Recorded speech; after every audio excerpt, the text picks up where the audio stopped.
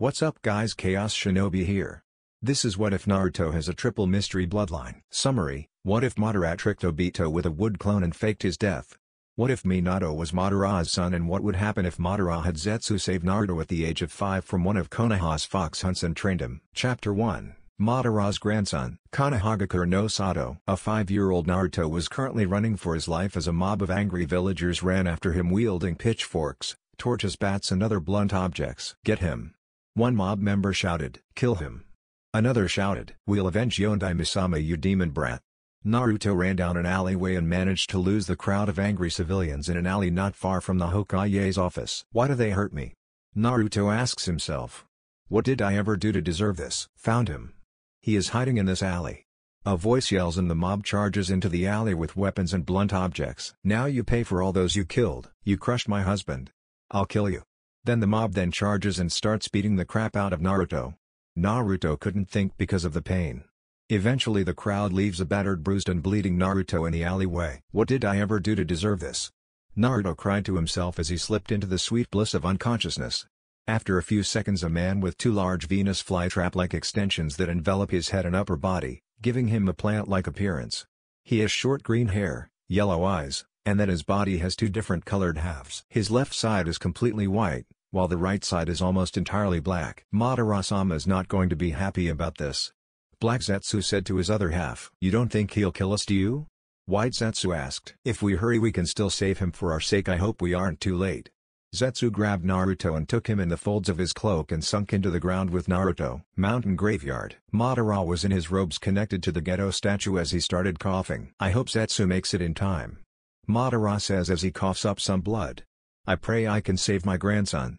Just then Zetsu emerged from the ground and unconscious and bleeding Naruto slung over his shoulder. I've retrieved Naruto-san, Madara-sama, but based on his injuries he won't last long. He needs blood transfusions and some of his flesh has been torn off and his skull has suffered blunt force trauma, though it looks like something has already started to heal the damage, but whatever it is isn't strong enough to save him. Madara's eyes widened in horror and fear at the thought of losing his grandson. Place him on the table, Madara said, walking over to the operating table that he once used to save Obito. Get me 3 vials of my blood and 4 vials of Hashirama's blood as well as some of his tissue. You don't intend? Black Zetsu said, shocked. Yes, I will save my grandson at any cost. Madara's eyes started spinning madly. Yes, Madara-sama. Zetsu ran over to the ghetto statue and grabbed a hollowed-out Zetsu body. Then the vials of blood Madara kept and carried them over to Naruto. Alright, now place the body around Naruto and I will use a very powerful medical ninjutsu to merge the outer and inner skin layers that will stop the bleeding and heal his internal injuries. Madara scanned Naruto over and watched carefully as Zetsu placed the hollowed-out body over Naruto's, and once it was complete Madara started weaving hand signs.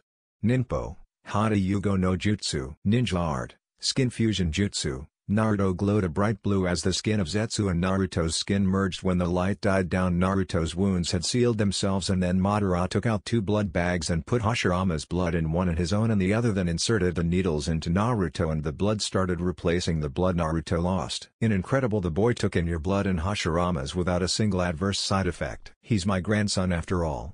Madara then saw a spark of all too familiar red chakra. Zetsu, lift the boy's shirt. But, do it! Madara roared. Why yes sir.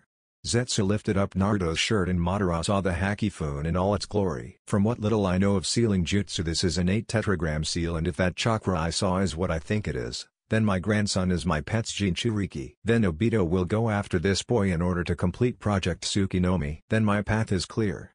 Madara looked back at Naruto's sleeping face. I must train this boy, he is my legacy, I won't let Obito hurt him. Just then Naruto's eyes shot open and he saw Madara and Zetsu standing over him. Ah, your eyes open, young one. Where am I? Naruto asked. Madara Uchiha, Kurama roared in fury. I fucking kill you. Ah. Naruto fell off the table in shock and fear. What was that? Naruto looked around frantically. Madara started laughing at his grandson's antics. That was probably the QB yelling at me, Madara said, chuckling. You see, he and I don't have the greatest history together. I haven't seen you laugh like this, it's actually kind of scary, Zetsu said, sort of creeped out. That's because I haven't laughed like this in a long time. Madara got a sad look on his face. Not since Rika died. Who's Rika? Naruto asked, his shock from Kurama's voice broken. She was my wife and I cared for her deeply. Madara looked at Naruto. Now I'm sure you are wondering who I am and where you are, so I'll answer you. My name is Madara Uchiha and you are in my mountain hideout near the Shimatsu no Tani Valley of the End. Why am I here and why do you even care if I live or die? You ask that like I shouldn't. Madara says, surprised, because most people don't care what happens to me, they'd sooner see me dead than help me. Well, I'll tell you who I am to you. As I said, my name is Madara Uchiha and the reason I care what happens to you is because you're my grandson. Chapter 2, Madara's Past. I'm your what?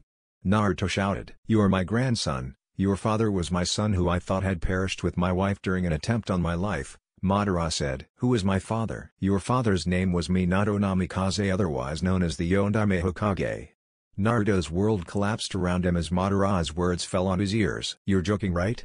Naruto laughed a bit, but when he saw that Madara and Zetsu were silent he stopped. I'm deadly serious, Naruto. Your father was the Yondaime Hokage and my son. How did you find out? You said that you thought he died. I found out thanks to Zetsu because on the day I thought he died I never found his body. I only found my wife, so I assumed that my son lived, but I couldn't find him. I searched everywhere I could to find a blonde-haired boy with black eyes, but to my dismay I couldn't. But after years searching I finally found him, but it was too late. I only found out about my son 3 years ago. I'm sorry I couldn't be there for you, Naruto, but now I want to spend the rest of my life the little family I have left. Madara smiled. How do I know you're telling the truth? Naruto asked suspiciously. You don't believe me? Many have tried to deceive the boy in thinking they care for him only for them to treat him like dirt. White Zetsu said. They treat him like scum. The boy is now wary of everyone who he meets as they might try to hurt him. Black Zetsu continued. Show me. Do you still have the Sundaime's journal that I stole for you? Oh yeah, Madara said as he grabbed the journal and flipped through a few pages and found what he was looking for. Special thanks to Snick for letting me borrow this from Rise of the Lord of Foxes. It's a good story and I suggest you give it a read. Day 1. My reinstatement. It has been several days since the sealing and I find myself bound with a great pain in my heart knowing that I did not perform the sealing of the Kyuubi instead of Minato. Even more so that I lacked the necessary fortitude to protect his son from those who would try to harm him, thinking he is the monster they all fear will come back to kill them all. They are fools, plain and simple. I know that those that oppose my law will leak the information to shadows lurking beneath the surface of the village. They want an outlet for the sadness and they will use this innocent boy for it, and it is the fact that I can't protect him is one of my greater failures in life. Not because I lack the will of fire I had come to embrace in my younger years, but deep down and Kami help me. A part of me hates the boy too, to some degree. I am ashamed of myself for thinking like that, knowing that while I love the boy with every fiber of my being, a little part of the darkness that all of the village will soon feel for him is there as well. Sarutobi Sandaime. Year 4. My near failure. I saw through my crystal ball the orphanage caretaker try to strangle Naruto with her bare hands, calling him those horrible names that my law strictly forbids, and over a thing like asking for some food. Food that the bitch of a woman denied the boy apparently for 3 days straight, not wanting him to reach his full potential. My Anbu that I assigned to watch him don't seem to care what happens to the boy, and the crueler children will see him when he is older as a target they can prey on without repercussions. Had not for intervention of a female Chunin named Kurenai, who wanted to play with the children there that day, I would have failed to protect the boy. I punished that bitch of a caretaker accordingly and execute her for her crimes before the council could try to overrule my decision. However, word gets out and the possibility of Naruto surviving are sliming further as no one wants to help the boy out of fear of being labeled a demon lover, as one newly demoted Jounin to Jinan called the boy. I nearly fail Minato and Kushina, but I will make amends for it now and show those old fools why I'm called the Kami no Shinobi. Sarutobi Sandaime. Madara glowered in rage as he read every paragraph at every word that dictated his grandson's horrible life. This doesn't even scratch the surface of Naruto's suffering. He's been for 5 long years he lived on his own, trying to scrounge up enough food to eat a decent meal once every 2 days, and that was if he was lucky. He's been beaten, bruised, poisoned, burned, crucified, stabbed and all before he could even barely walk. And don't get me started on the hospital. He had been there more times than most people will be in their lifetime, and the care he received there was abysmal, and that's putting it kindly. If not for the fox he would be dead. All because the fucking villagers can't tell the difference between a kunai and the scroll it's sealed in. Madara's look of rage contorted into a look of loathing and fury. How dare they? Madara unleashed a huge torrent of ki. Naruto fainted and Zetsu was having trouble breathing. Madara SSSSSS Summa SSSSSSSS Stop. Why you're KKKKKKKK killing Naruto SSSSSS Sama. Zetsu choked out and Madara stopped his ki, and after a few minutes Naruto woke up. What was that? Naruto asked. I'm sorry Naruto-kun, but they've hurt you and I just got so angry I unleashed my full ki. Can you forgive me? That was awesome, Naruto shouted excitedly. You gotta show me how to do that, Madara Gigi. He's so like Eureka, rest in peace my love. Madara thought as he watched his grandson going on and on about how cool his Gigi was. Alright Naruto, settle down. Madara grew a tick mark when Naruto kept bouncing. Settle down, Madara roared, unleashed a tiny fraction of ki to shut Naruto up. Alright, now that I have your attention, it's time for me to begin your training under me. Before we begin, there is something I need to tell you. What is that, Madara Gigi? By the time that this exercise program is complete you will hate me, you will wish me dead, but in the end there is one thing you can argue with. What is that? The results. When I'm done with your training you will be the most powerful shinobi of your age group. Alright Gigi, what do I need to do to get started? First of all, I'm going to have Zetsu get you some weights, but in the meantime you and I will discuss the Sharingan as it is your birthright. What's the Sharingan? The Sharingan's abilities consist of two parts, the Eye of Insight and the Eye of Hypnotism. The first of the Sharingan's powers is being able to see chakra flow. The Sharingan itself gives color to chakra, allowing the wielder to differentiate them. They are also able to tell if a person is under a genjutsu because the person's chakra flow would be irregular. The Sharingan's second most prominent ability grants the user an incredible clarity of perception, allowing them to easily recognize genjutsu and different forms of chakra, though not to the same extent as the Byakugan. This also allows the user to pick up on subtle details, enabling them to read lip movements. Madara explains. What do you mean? Naruto tilts his head confused. In other words, you can copy hand signs, pencil movements and see through pretty much any genjutsu place on you or others. Madara says, dumbing it down as he remembers he's talking to someone who hadn't grown up in Uchiha. I've got an awesome technique, I'm going to be Hokage for sure. Naruto says, thrusting his fist in the air. Hokage. Madara's eyes widen in shock. You want to be Hokage? Why? Because that way everyone will acknowledge me for my power. Even I haven't been a Kage and I know that's a stupid reason for trying to be one. Hey, listen, I'll tell you something that Hashirama told me. People don't get acknowledged because they are Hokage, rather acknowledged people become Hokage. However, the true definition of Hokage is someone who will lay down their lives for his comrades and will struggle on until the very end to protect his home, and those who burn with the will of fire. I think I understand. I promise I'll do what you ask me. Just then Zetsu walked in with some weighted clothing. I bought the weighted clothing as you asked, Madara-sama, and I'm ready to begin training with Naruto-sama when you are. Excellent Zetsu, good work now Naruto. Madara turned to Naruto with a sadistic smile on his face. Shall we dance? Konohagakure no Sato. 3 days later. Sarutobi was pacing his office, worry etched deep in his withered face. Naruto, where are you? What has happened to you? Sarutobi thought as he paced around the room. Just then there was a knock at the door. Enter, Sarutobi said quickly, hopping for news on Naruto. Then a Nanbu with silver spiked hair walked in. Sandaime-sama, we've looked all over the village, no one has seen hide no hair of Naruto. He's not at his home. He hasn't been by Ichiraku Ramen at all. We've even used the Inuzuka clan and his scent just vanished in an alleyway not far from your office, but that's where the trail runs cold. I'm sorry Sandaime-sama, but I'm afraid that Naruto is gone. Inu responded. Damn. Sarutobi swore and then he punched a hole in the wall next to him. Then Sarutobi started crying openly. I'm sorry Minato, Kushina, I've failed you and now Naruto has paid the price for my arrogance. Sarutobi wiped his eyes and turns to Inu.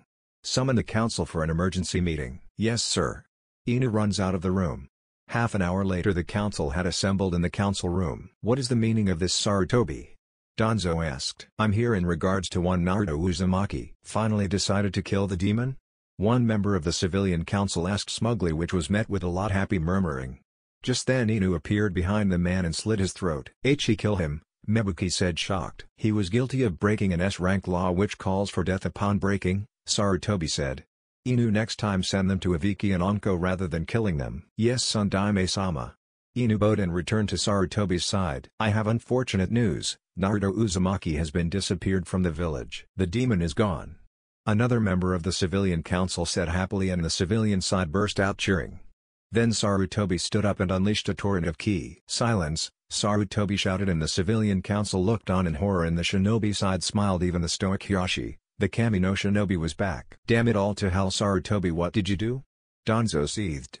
I'll have to send Root out to look for the boy. We the civilian council call for an annulment of the law that you set up 5 years ago, Mebuki said. All in favor? One by one the members of the civilian council voted for the annulment. Then it came to Danzo. Everyone looked at him and after a few minutes Danzo smirked. I, Danzo Shimura, personal advisor to the Sandaime Hokage support the annulment of the law, Danzo said. Then he turned to Koharu and Homura, nodding ever so slightly. I, Homura Mitokado, personal advisor to the Sandaime Hokage support the annulment of the law, Homura said. I, Koharu Udatain, personal advisor to the Sandaime Hokage support the annulment of the law. I, Fugaku Uchiha, head of the Uchiha clan, support the annulment of the law, Fugaku said. All opposed, Mebuki said. I, Sarutobi Hiruzen, Sandaime Hokage and head of the Sarutobi clan reject the annulment of the law. Sarutobi said. I, Shibi Aburame, head of the Aburame clan reject the annulment of the law, Shibi said. I, Shikaku Nara, head of the Nara clan reject the annulment of the law, Shikaku said. I, Tsume Inuzuka, head of the Inuzuka clan reject the annulment of the law, Tsume said. I, Inoiki Yamanaka, head of the Yamanaka clan reject the annulment of the law, Inoiki said. I, Chozo Akimichi, head of the Akimichi clan reject the annulment of the law. I, Hiyashi Hyuga, head of the Hyuga clan reject the annulment of the law. In a 10-7 vote the law is annulled, Danzo said. Now I, Mebuki Haruno, call for the arrest of the Anbu Inu for murder of a member of the civilian council. Denied, Sarutobi said flatly. You can't do that? Mebuki screeched. But I very much can. You see, Inu is an Anbu and as such I'm the only who gets a vote in this matter, and as such I vote that he can't be charged as the law was still in effect, and as such Inu, you are free to go. This emergency meeting of the council is now closed. You are all dismissed except you, Danzo. When the other leaves, Sarutobi rounds on Danzo, a furious look on his face. If I ever find out you had a hand in this. Sarutobi let the thread hang in the air as he walked out. Chapter 3, Rise of Naruto Uchiha. Time skip 7 years later. Naruto's hair had grown out and went down the length of his spine, and he had unlocked his Sharingan at age 7 and unlocked the second Tomoe a month later, and at 8 he unlocked the 3 Tomoe. Naruto stood at impressive 5 foot 2 inches, and he had mastered several jutsu that Madara and Zetsu taught him. Madara was standing before Naruto, who was doing a set of push-up while Zetsu sat on his back. Come on Naruto, only 50 more, Madara said sadistically. Naruto was sweating as he had already done 450 of them. That's what you said 5 minutes ago. Naruto huffed out. Well, if you'd stop complaining you'd be done by now. Madara countered. Fine. Naruto went back to what he was doing. You want some of my chakra to heal your limbs? Kurama asked. No thanks Kurama, I'm good. Naruto responded back.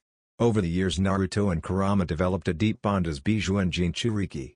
At first they were like cats and dogs. Flashback 2 years. Naruto had just finished his morning warm-up and he looked at his grandfather. What do you want me to do now, Gigi? Naruto asked. We're going to talk to the fox today and you're going to learn to harness its power. Madara responded. Hey, are you sure, Gigi? Naruto asked, a little frightened. Don't worry Naruto, your Gigi will protect you. Madara smiled.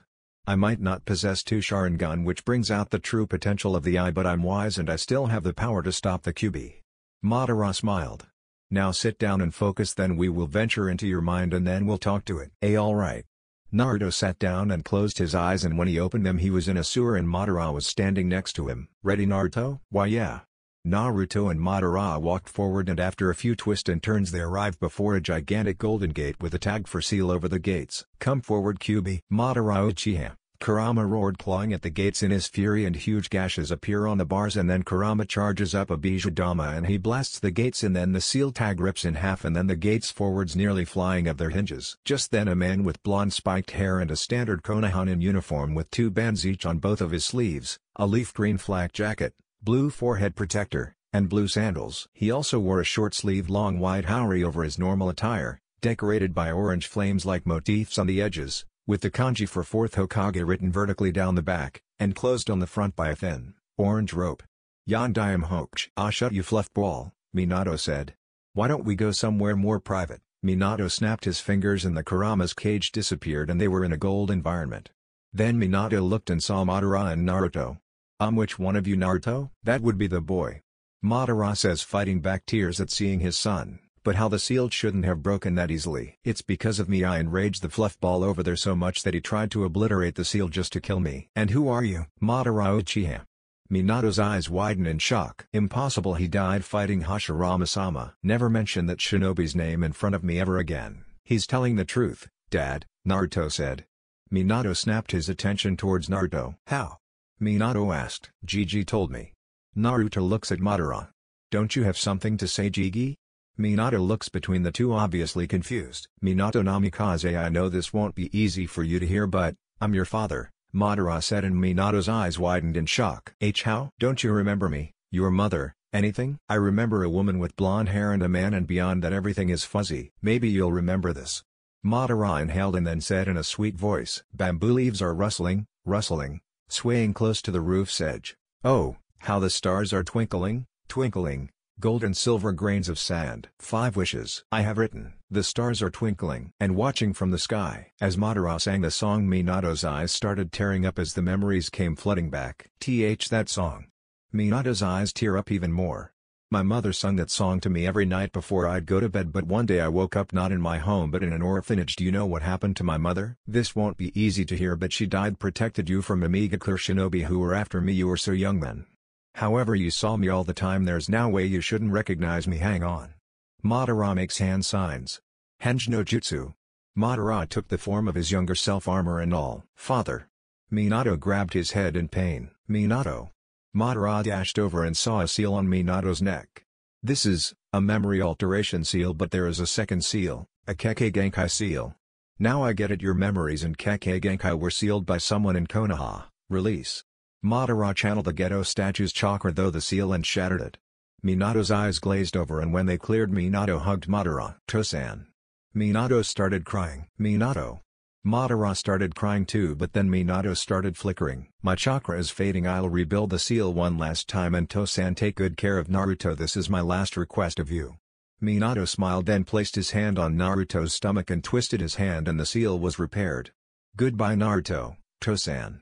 And with that, Minato faded. End flashback. Madara had secluded himself for a couple of days afterward, and Kurama never stopped trying to break the seal. But about a year of Naruto trying to really get to Kurama's heart, and every time Kurama would just glare and growl. But eventually Kurama looked into Naruto's heart and only found a small sliver of darkness, and when Kurama looked at it, he saw, to his shock, that the darkness didn't have anything to do with using his Sharingan or even the Makuten that had developed when Naruto got the Zetsu cells fused with his own. Over the time, Kurama examined Naruto's chakra and felt a rush of calm flow over his dark heart, and Kurama watched as Naruto worked for his power with his blood, sweat and tears. Kurama watched as Naruto's heart never succumbed to the inner darkness, and then he remembered Hagoromo's last words. I don't have long anymore.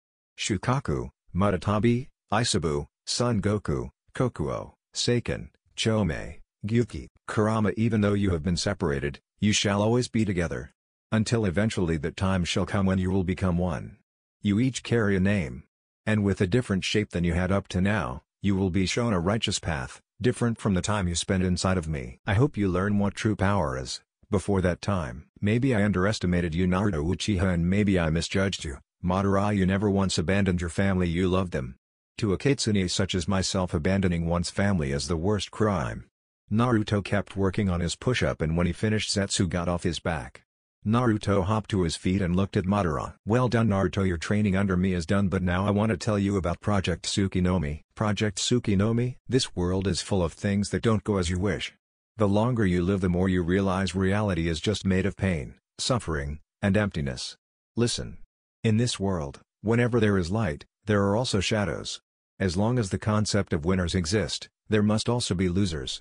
The selfish desire of wanting to maintain peace causes wars, and hatred is born to protect love. I found a way to end that hatred. I wanted to create a world of love, a world of winners, a world of peace.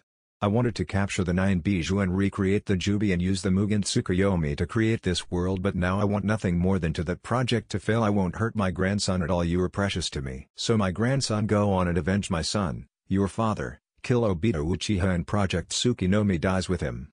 Madara smiles. Now get some sleep Naruto, it's late. Hi Gigi. Naruto ran off towards his room, but Madara stayed there and looked at Zetsu with a somber look on his face. You know what to do Zetsu, fetch my original eyes. It's time I do what I must, to give my grandson my final gift. Yes Madara-sama.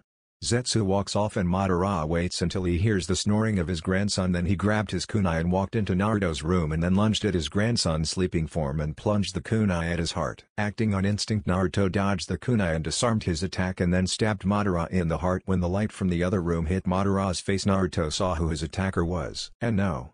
Naruto started crying. Jigi. Why? What have I done? Naruto, forgive me. Madara choked out and drew his last breath. Jigi. Naruto's Sharingan activated and then started spinning, forming a 4-blade windmill shuriken, and the blades were curved and they looked like shark fins. Just then Zetsu walked in and saw Madara's dead body. "It's alright Naruto, this is what Madara-sama wanted. He wanted to die by your hand so you would unlock the Mangekyo Sharingan. His final wish was to give you his original eyes so you won't go blind. For the next few weeks I'll be training you in the Mangekyo's abilities."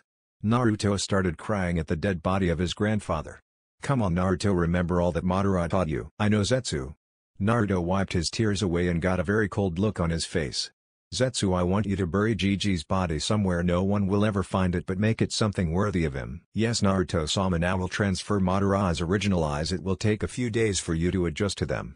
Then we'll need to discuss your living situation because Konoha has branded you Kia." "I know Zetsu, just let me mourn Gigi. Madara loved you Naruto, don't let his sacrifice be in vain, become stronger, I know you can." "Alright Zetsu, give me Gigi's original eyes." "Yes Naruto-sama." Chapter 4, Naruto and Fu. Time skip 1 year later. Naruto quickly got used to his grandfather's eyes and mastered his time reversal power.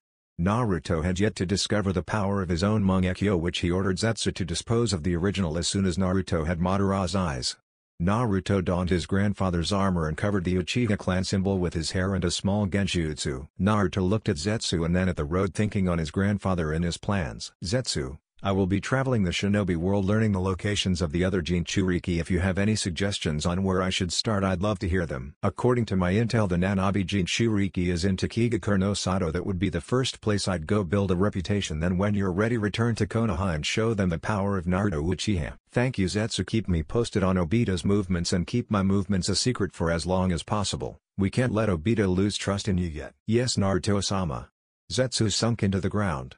Naruto took one last look at the mountain graveyard as it went up in smoke, then he leapt off towards the Shimatsu no Tani. When he arrived, he looked at the statue of his grandfather, then leapt up the side and into the air and found his grandfather's body lying there peacefully in a bed of flowers. "Hey Gigi, it's me. I hope you can forgive me. I know this is what you wanted, but I still miss you. I'll become strong. I'll make you proud Gigi." Naruto left, then he started traveling, and after a few days he arrived at Takigakur where the guards stopped him. "Halt, state your business in Takigakur." "I am here to seek an audience with your leader and requesting residence." "Why grounds do you have to request entry?" "I didn't want to do this but..." Naruto activated his Sharingan and he locked eyes with the guards, whose eyes widened in shock at seeing the legendary Kekkei Genkai of the Uchiha clan. "Genjutsu, Sharingan, feel free to enter." "Thank you." Naruto smiled and walked into the village and towards where he sensed the highest chakra signature when, out of the corner of his eye, he saw a girl who wore an orange clip in her short, spiky mint green hair that matched her eye color, which was also orange. Her ninja outfit consisted of a short sleeveless white midriff shirt with fishnet armor underneath, long white armlets, and fishnet shorts with a short white apron skirt over it. Her forehead protector was worn on her right arm.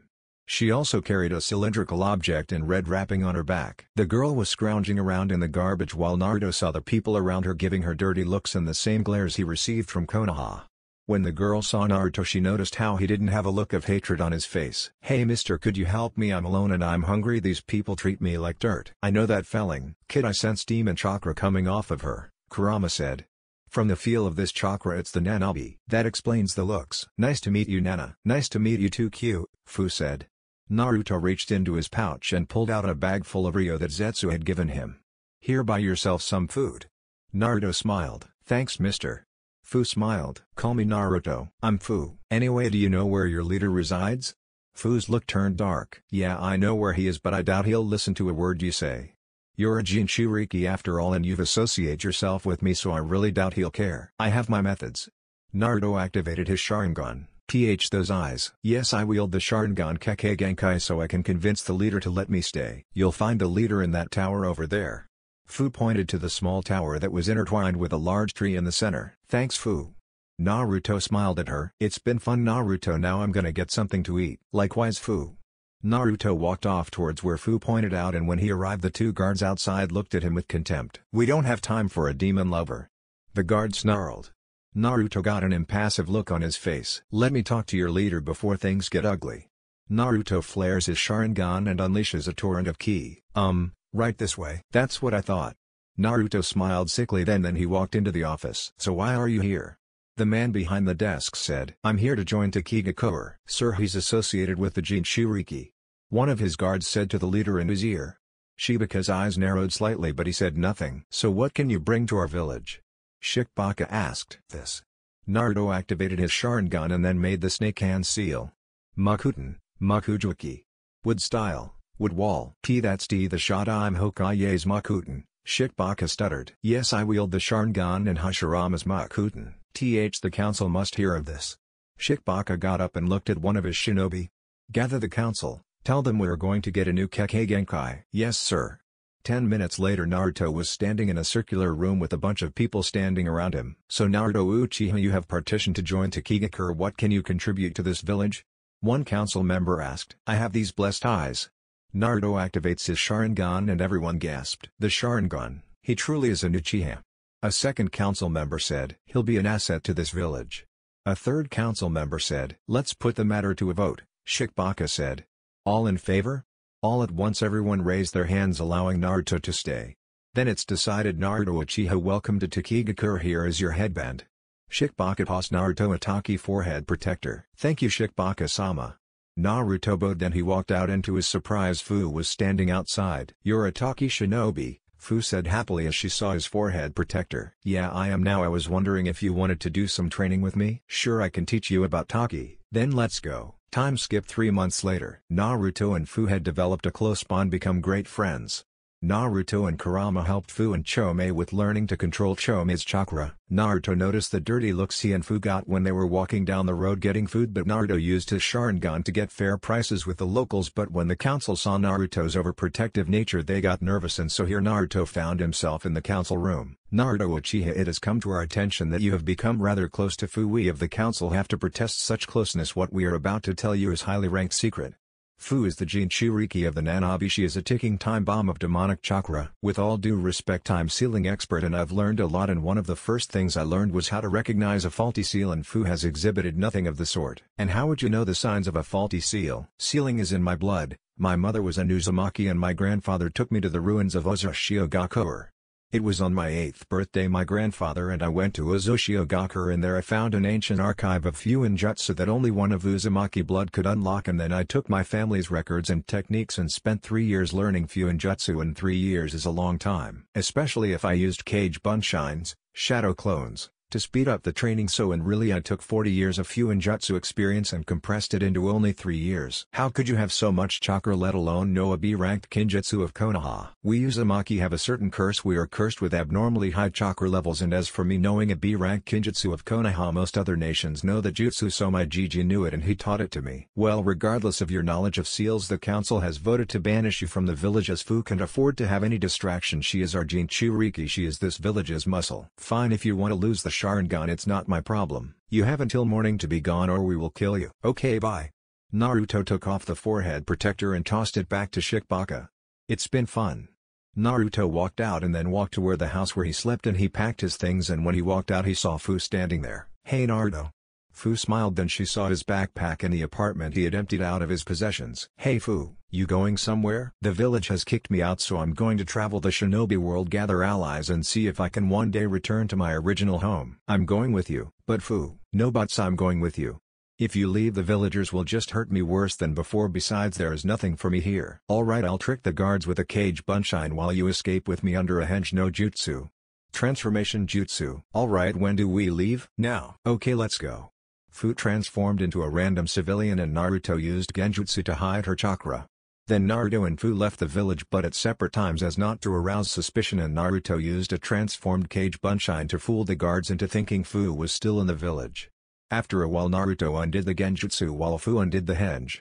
"I'm free." "Yeah, you are. Now let's get moving. We've got a lot of ground to cover and not a lot of time to do it." Chapter 5, Haku and Zabuza. Time skip 1 month later. Naruto and Fu were traveling somewhere near Nami no Kuni when suddenly a huge mist rolled and Naruto activated his Sharingan and stared around and saw, to his shock, the mist was chakra-laced and Naruto couldn't see a thing, but his sensory abilities told him there were 2 powerful chakra signatures nearby. "2 lonely little brats, but from the feel of your chakra you're not normal brats." A voice came from the mist. "Who's there?" Fu asked, slightly scared as a torrent of ki was unleashed upon the 2 of them. "What gall you have asking me who I am when I'm about to kill you?" The voice responded. "If you hand over your supplies and money I'll let you live." Naruto drew his gun by. "Well, do you wish to dance?" Naruto asked, then he swung his gun by. "Futon, Fan wind. Naruto unleashed a huge blast of wind that destroyed the mist. When it disappeared, Naruto saw a man with a large cleaver slung over his shoulder. Well, what do we have here? You're not some average little brat, are you? Shall we dance? Naruto asked, charging the man gunbai in one hand and his scythe in the other.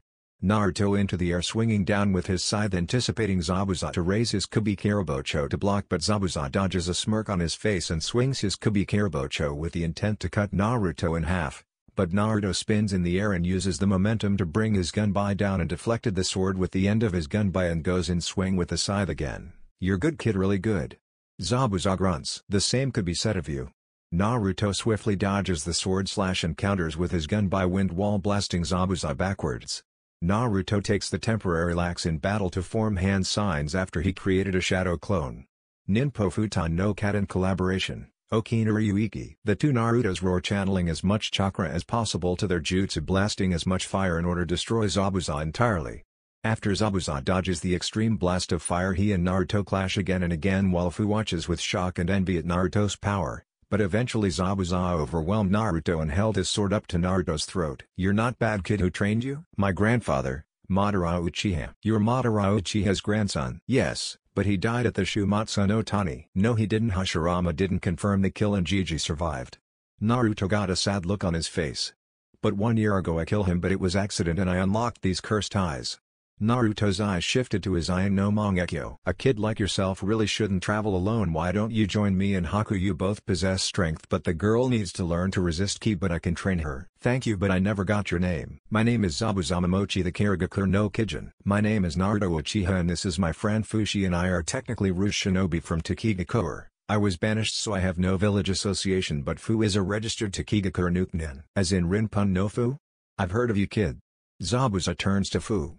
You've got a high bounty on your head from Takigakure, but it says you are to captured you alive. That's because I'm a Jinchuriki. They want me back so they can place a control seal on me so I never run away or have free will. Well then, you and Naruto are welcome to join us. Zabuza turned to a nearby tree. Haku, come out and introduce yourself to your new teammates.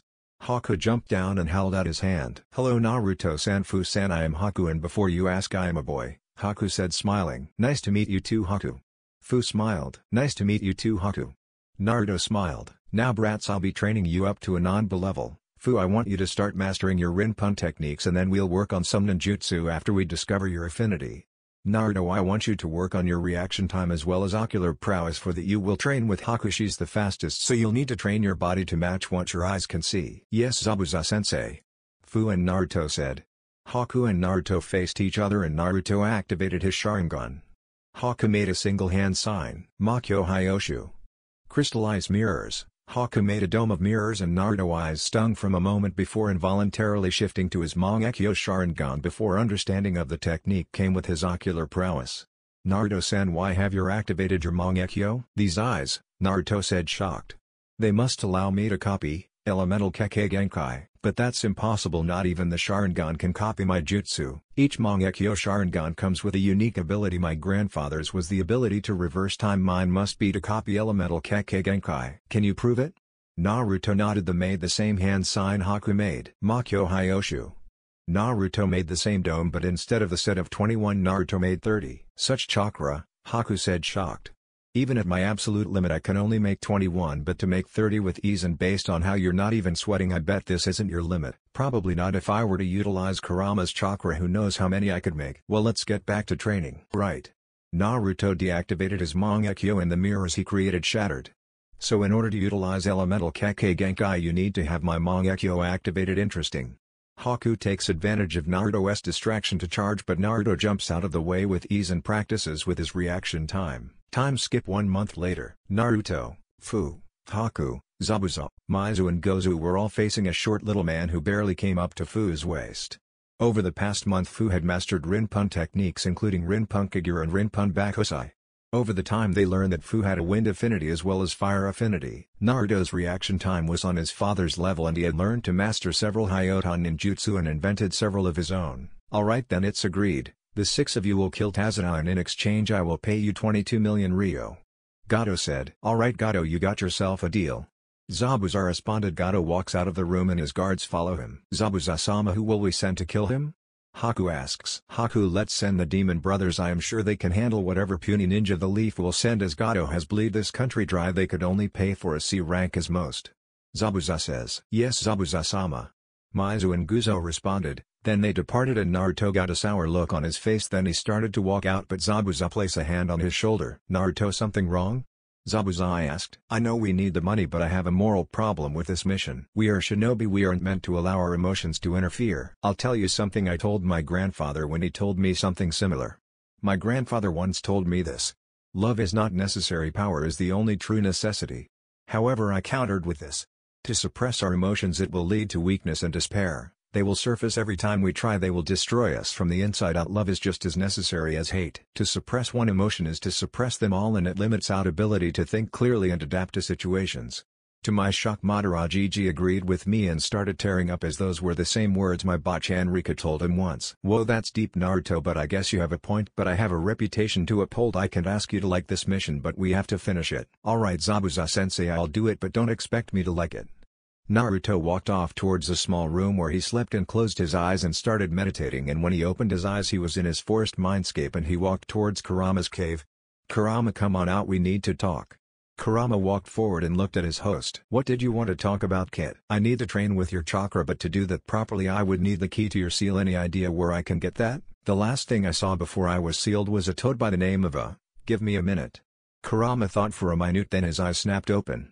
Jiratora, that was the name, and according to what I remember from Kushina's memories, the holder of the toad contract is Jiraiya of the Sannin. Contacting him will be difficult. Any suggestions? Well, the best way and certainly the easiest would be to venture to Konoha and ask the Sun Daime to contact him for you, but as you and Konoha don't have the greatest history, that's not a great option. Another way would be to do something that would require Jiraiya to use his spy network to locate you and track you. For that I suggest you attack some shinobi of Konoha and let them live, but tell them your name, which will force them to report that to Sarutobi, and that will get Jiraiya looking for you. Thanks Kurama. I think that second option will be easier, as even the Oni Kyodai fail, the Konoha shinobi will be on high alert, and that's when Zabuza-sensei and I make our move. You're a clever kid, I like that about you. Kurama smiled. See ya, Kurama. And then Naruto faded from his mind, and when he opened his eyes he saw Fu sitting on her bed, Chomei's chakra swirling around her like a whirlwind of energy. As Naruto watched as the first tail sprouted, and a few seconds later the second tail, and another few seconds the third, then fourth, but as the fifth tail emerged Fu's skin started to turn red as she started losing control. Oh boy! Naruto started weaving hand signs. Makuten, Mokuryu no Jutsu. Wooden Dragon Jutsu. Naruto held out his hand and the wooden dragon shot from it and wrapped around Fu, suppressing the chakra while simultaneously absorbing it, form a small orchid of trees. Thanks, Naruto. Fu huffed out. No problem, next time let me know when you start training with Chomei's chakra. Gotcha. Time skip 3 days later. Failed. What do you mean they failed? Gato shouted at Zabuza. Stop whining. This time I will go personally and this sword will be the last thing he sees. Zabuza says as he swings his sword and holds just in front of Gato's throat. You sure about that? Apparently the old man hired some protection and they have several high-ranking ninja with him. Since your first attempt failed, they will be watching. It will take someone with very advanced skills. Who do you think you're dealing with? I am Zabuza Momochi, the Karigakure no Kijin. Zabuza turned to Naruto. Naruto, you come with me for backup. Yes sensei, Naruto said. Then he ran back into his room and grabbed his gun by the side. Naruto then shouldered them and followed Zabuza out of the room, and they leapt through the trees, and Zabuza started motioning to Naruto, who nodded and took his position and suppressed his chakra. Just then a boy with the Inuzuka tattoos on his face threw a kunai Zabuza, but he substituted with the snow rabbit they carried with them. Kibabaka. The pink-haired girl shouted. Stop playing with kunai, you nearly killed the poor rabbit. I swear there was someone there, Sakura. Kiba said. Kiba was right, Sakura, and if you used your brain for 5 seconds you'd realize that this rabbit was raised indoors away from the light, meaning its only purpose was for a kawarimi. A girl with a beige jacket and lavender eyes. Oh, shut up, Hinata. Sakura responded. Hinata? Naruto thought. Where have I heard that name before? Naruto had a contemplating look on his face. That's it. Naruto remembered the little girl who he rescued from bullies back when he was 4. Flashback 9 years ago. Naruto was walking down the road not too far from a nearby section of the forest that encompassed part of Konoha, hands in his pockets, when he hears a noise quite a few feet away. Naruto runs towards the noise and sees a few bullies picking on a girl with short blue hair and pale eyes. So pathetic, as if you could ever be a true Hyuga. Leave me alone. The girl responds. Please leave me alone. One of them mocks. Please don't hurt me. If you were truly a Hyuga you would make us stop. They all start laughing at the girl when Naruto steps out of the wall behind them. Back off. Naruto snarls. And who are you to defend this pansy of a Hyuga? The first one says, wait, I know that guy. A second one said, he's that brat my parents told me to stay away from. Oh, you mean that brat who keeps going on about being Hokage? The same. Of this ought to be good, let's teach him a lesson. Naruto started weaving hand signs. Those hand signs. Bunshin no jutsu, Naruto roared out, but as usual Naruto fucked it up and created a crap clone. What a joke? The first kid said laughing. Let's beat the crap out of him. The second kid said, yeah. The third kid agreed. End flashback. Hinata-chan, I never thought I'd see you again, but what do you really think of me? Just then Naruto saw Zabuza's Kubi Karabocho flying in, but then the gray-haired Jounin yelled out, duck. He dragged his team to the ground and the others dodged to the right or left depending on their position. Then Zabuza landed on his blade that dug into the tree. Zabuza Momochi, the demon of the bloody mist. Hinata glares at the man in front of her. Also a lonely genin knows my name. Zabuza says, bowing. I see that my illustrious reputation precedes me. Yes, I got that from Dragon Ball Z, Fusion Reborn, which I don't own either. Well, when you slaughter your entire graduating class and then try to assassinate I believe it was the fourth Mizukage that tends to get your name in the bingo book of every ninja village across the world, Hinata said with a pause, recalling the Mizukage aspect pertaining to Zabuza. If he is our opponent, then I will need to use my Sharingan. Kakashi thinks, lifting his headband. Kakashi of the Sharingan, am I right? Zabuza asks, then he notices Kurenai. And Kurenai Yuhi Konoha's Genjutsu Shujin. Naruto, get out here, let's see how your bloodline faces against a Genjutsu master such as her. Yes, Zabuza-sama, Naruto said, then he jumped down and landed in front the group of 9. Everyone's eyes widened at that name, and when they saw Naruto, Kakashi's eyes started tearing up. And Naruto, Kakashi said, shocked. Naruto-kun. Hinata though shocked as she saw her crush again. He looks different, he's calmer, more powerful than before. Hinata activated her Byakugan and examined his chakra levels. Everyone be careful, he's got unbelievable chakra, he's at tailed beast's levels. What? Sasuke and the others looked shocked. Naruto opened his closed eyes as he put his emotions aside like his grandfather taught him and activated his Sharingan. When Sasuke saw it, his fear turned to fury. How dare you? Sasuke charged Naruto. Sasuke, don't charge in alone, Kakashi shouted, but Sasuke didn't listen and Naruto dodged Sasuke's enraged punches with ease. Why can't I hit him? Sasuke threw punch and kicks, but Naruto dodged them with a bored expression on his face. Enough.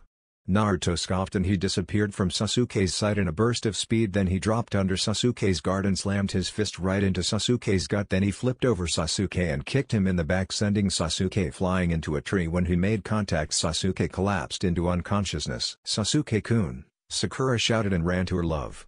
You're dead. Sakura rushed Naruto, but Naruto dodged her strikes with no effort. Then Naruto grabbed his gunbai and swung it. Die. When Naruto swung the gunbai, 3 tornadoes of fire, but because of Sakura's closeness to the gunbai, she was blasted by all 3 tornadoes. Sakura was sent flying and she landed into the water. Her clothes singed and her skin was suffering from 3rd-degree burns. Naruto, you jerk, I'll fucking kill you. You ruined my hair and clothes. You are pathetic. Naruto stuck his gunbai point into the ground. Zabuza-sama, do I have permission to kill whoever gets in my way? I'm a little busy. Zabuza responded as he was fighting Kakashi on the surface of the water, sword against kunai. But go ahead. Yes, Zabuza-sama. Naruto rushed in at blinding speeds towards Kurenai, who just finished her last hand sign. Megan, Narakumi no Jutsu. The leaves swirled around Naruto, who looked on board when he saw his grandfather on the ground, a kunai in his chest. Naruto, forgive me. Madara choked out. Kit, Kurama said, gaining his host's attention. I know, Kurama. Naruto flared his chakra and unleashed a torrent of ki that floored even Zabuza. How dare you? Naruto roared and he started weaving hand signs. Kaden, Gokameki-yaku. Fire style, great fire annihilation. Naruto unleashed a gigantic breath of flame towards his foes, obliterating anything and everything in its path. Hinata struggled to her feet, fighting off the ki with thoughts of protecting her comrades. Shugo, Haki, Roku Guianshao. 8 trigrams 64 palms guard. Hinata unleashed a huge torrent of chakra as the sphere of chakra tore thought the torrent of fire protecting her teammates. However, Kurenai started running for her life. Bitch, Naruto roared and he activated his Ion no Mangekyo.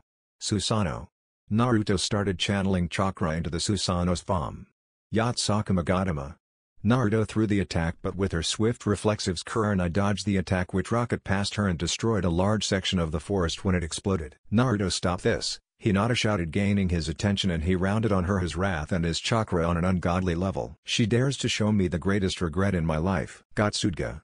Fang over fang, Kiba's voice roared out and two swirling spirals rocketed toward Naruto, but his Susanoo blocked the attack and Naruto grabbed Kiba and the transformed Akamaru. Just as Naruto is about to crush them, a blast of water captures Naruto's attention and he sees Zabuzai in danger, so Naruto drops his Susanoo and dashed at full speed and took the attack that Kakashi thrust with his kunai, but Naruto smiled and gripped Kakashi's arm. Daihatake. Naruto started weaving hand signs when suddenly three senbon him and Zabuzai in the neck, knocking them out. "I thank you for your assistance in taking them down. I've been waiting for days for them to drop their guard," Haku said behind his hunter mask. "You're a hunter ninja, aren't you?" Kakashi said. "Yes, I am. Now I must go. These two are going to the collection office." Haku grabbed Naruto and Zabuzai, then shined away. "Well, this has been an interesting experience," Hinata said. Then she saw Kakashi collapse. "Tazuna-san, how far is to your house?" Kurenai asked. "About a mile." Tazuna responded. "Then we'll be there in about an hour if we push ourselves, but we can't travel too fast because we have 3 injured shinobi. One of them is suffering from major burns, another who knows what, and Kakashi is suffering from chakra exhaustion."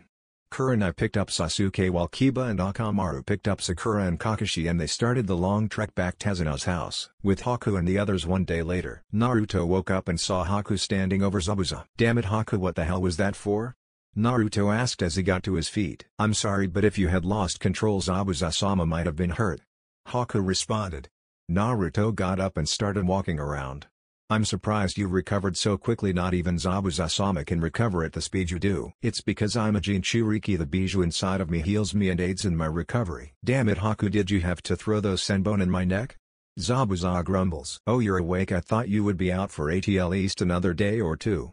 Haku says, smiling at his master. "I can get the needles out." Zabuza reaches up and pulls out a bunch of the senbon out of his neck. "Careful, Zabuza-sama, you shouldn't pull a bunch at a time or you could die of blood loss." Just then Gato walks in with his 2 samurai guards following him. "You failed. Didn't you tell me that you would take care of it personally, and the last thing that brat Tazuna would ever see was your sword?" Gato yells at Zabuza, walking forward and reaching for Zabuza's mask when Haku grabs his hand. "How dare you try to threaten Zabuza-sama?" Haku glares at Gato. "Kill him." Gato yells at his guards. Haku glares at the guards, unleashing killer intent. The guards faint under the strain. "Try that again and I assure you that they won't get back up." Haku glares. "Fine, you have one more chance to complete the job or the contract's over." Gato walks out. "That wasn't necessary, I could have handled it." Zabuza says, lifting up his bedsheet to reveal a kunai. "We can't kill Gato just yet, the murders would just draw their attention." Haku says. "We have to show restraint for now." "Fine, how long do you think I'll be out of commission?" "A week, but knowing you it will take half that time." Haku smiles. "I'm going for a walk." Haku, do you need me to look for any supplies to aid in Zabuza's recovery? Naruto asked. "Yes, I'll give you a list of herbs I need and their physical description, but be careful with Konoha out there and your identity compromised. They might attack you if they see you." "I'm not worried." Naruto walked out, and after a few minutes of walking and gathering herbs for Haku, Naruto started walking, and eventually he walked into a destroyed clearing, and Naruto saw, to his shock, Hinata was lying there fast asleep. Naruto scanned her over with his Sharingan and saw she was suffering from minor chakra exhaustion and she would awaken momentarily. Naruto walked over to her and he shook her shoulder. When Hinata opened her eyes, she saw Naruto kneeling over her. "And Naruto." Hinata jumped up and dropped into a Juken stance. "Relax, Hinata, I'm not here to hurt you," Naruto said, getting up and looked at her. "Why are you here?" "The hunter ninja killed you. Haku is our ally. She placed us in a death-like state." Hinata started tearing up. "Thank Kami-sama. I thought I had lost you for a second time." "Second time?" Naruto asked, confused. 2 years after your disappearance, the Hokage gathered the village and declared that you kidnapped, and then he declared Yukiya. I cried for weeks.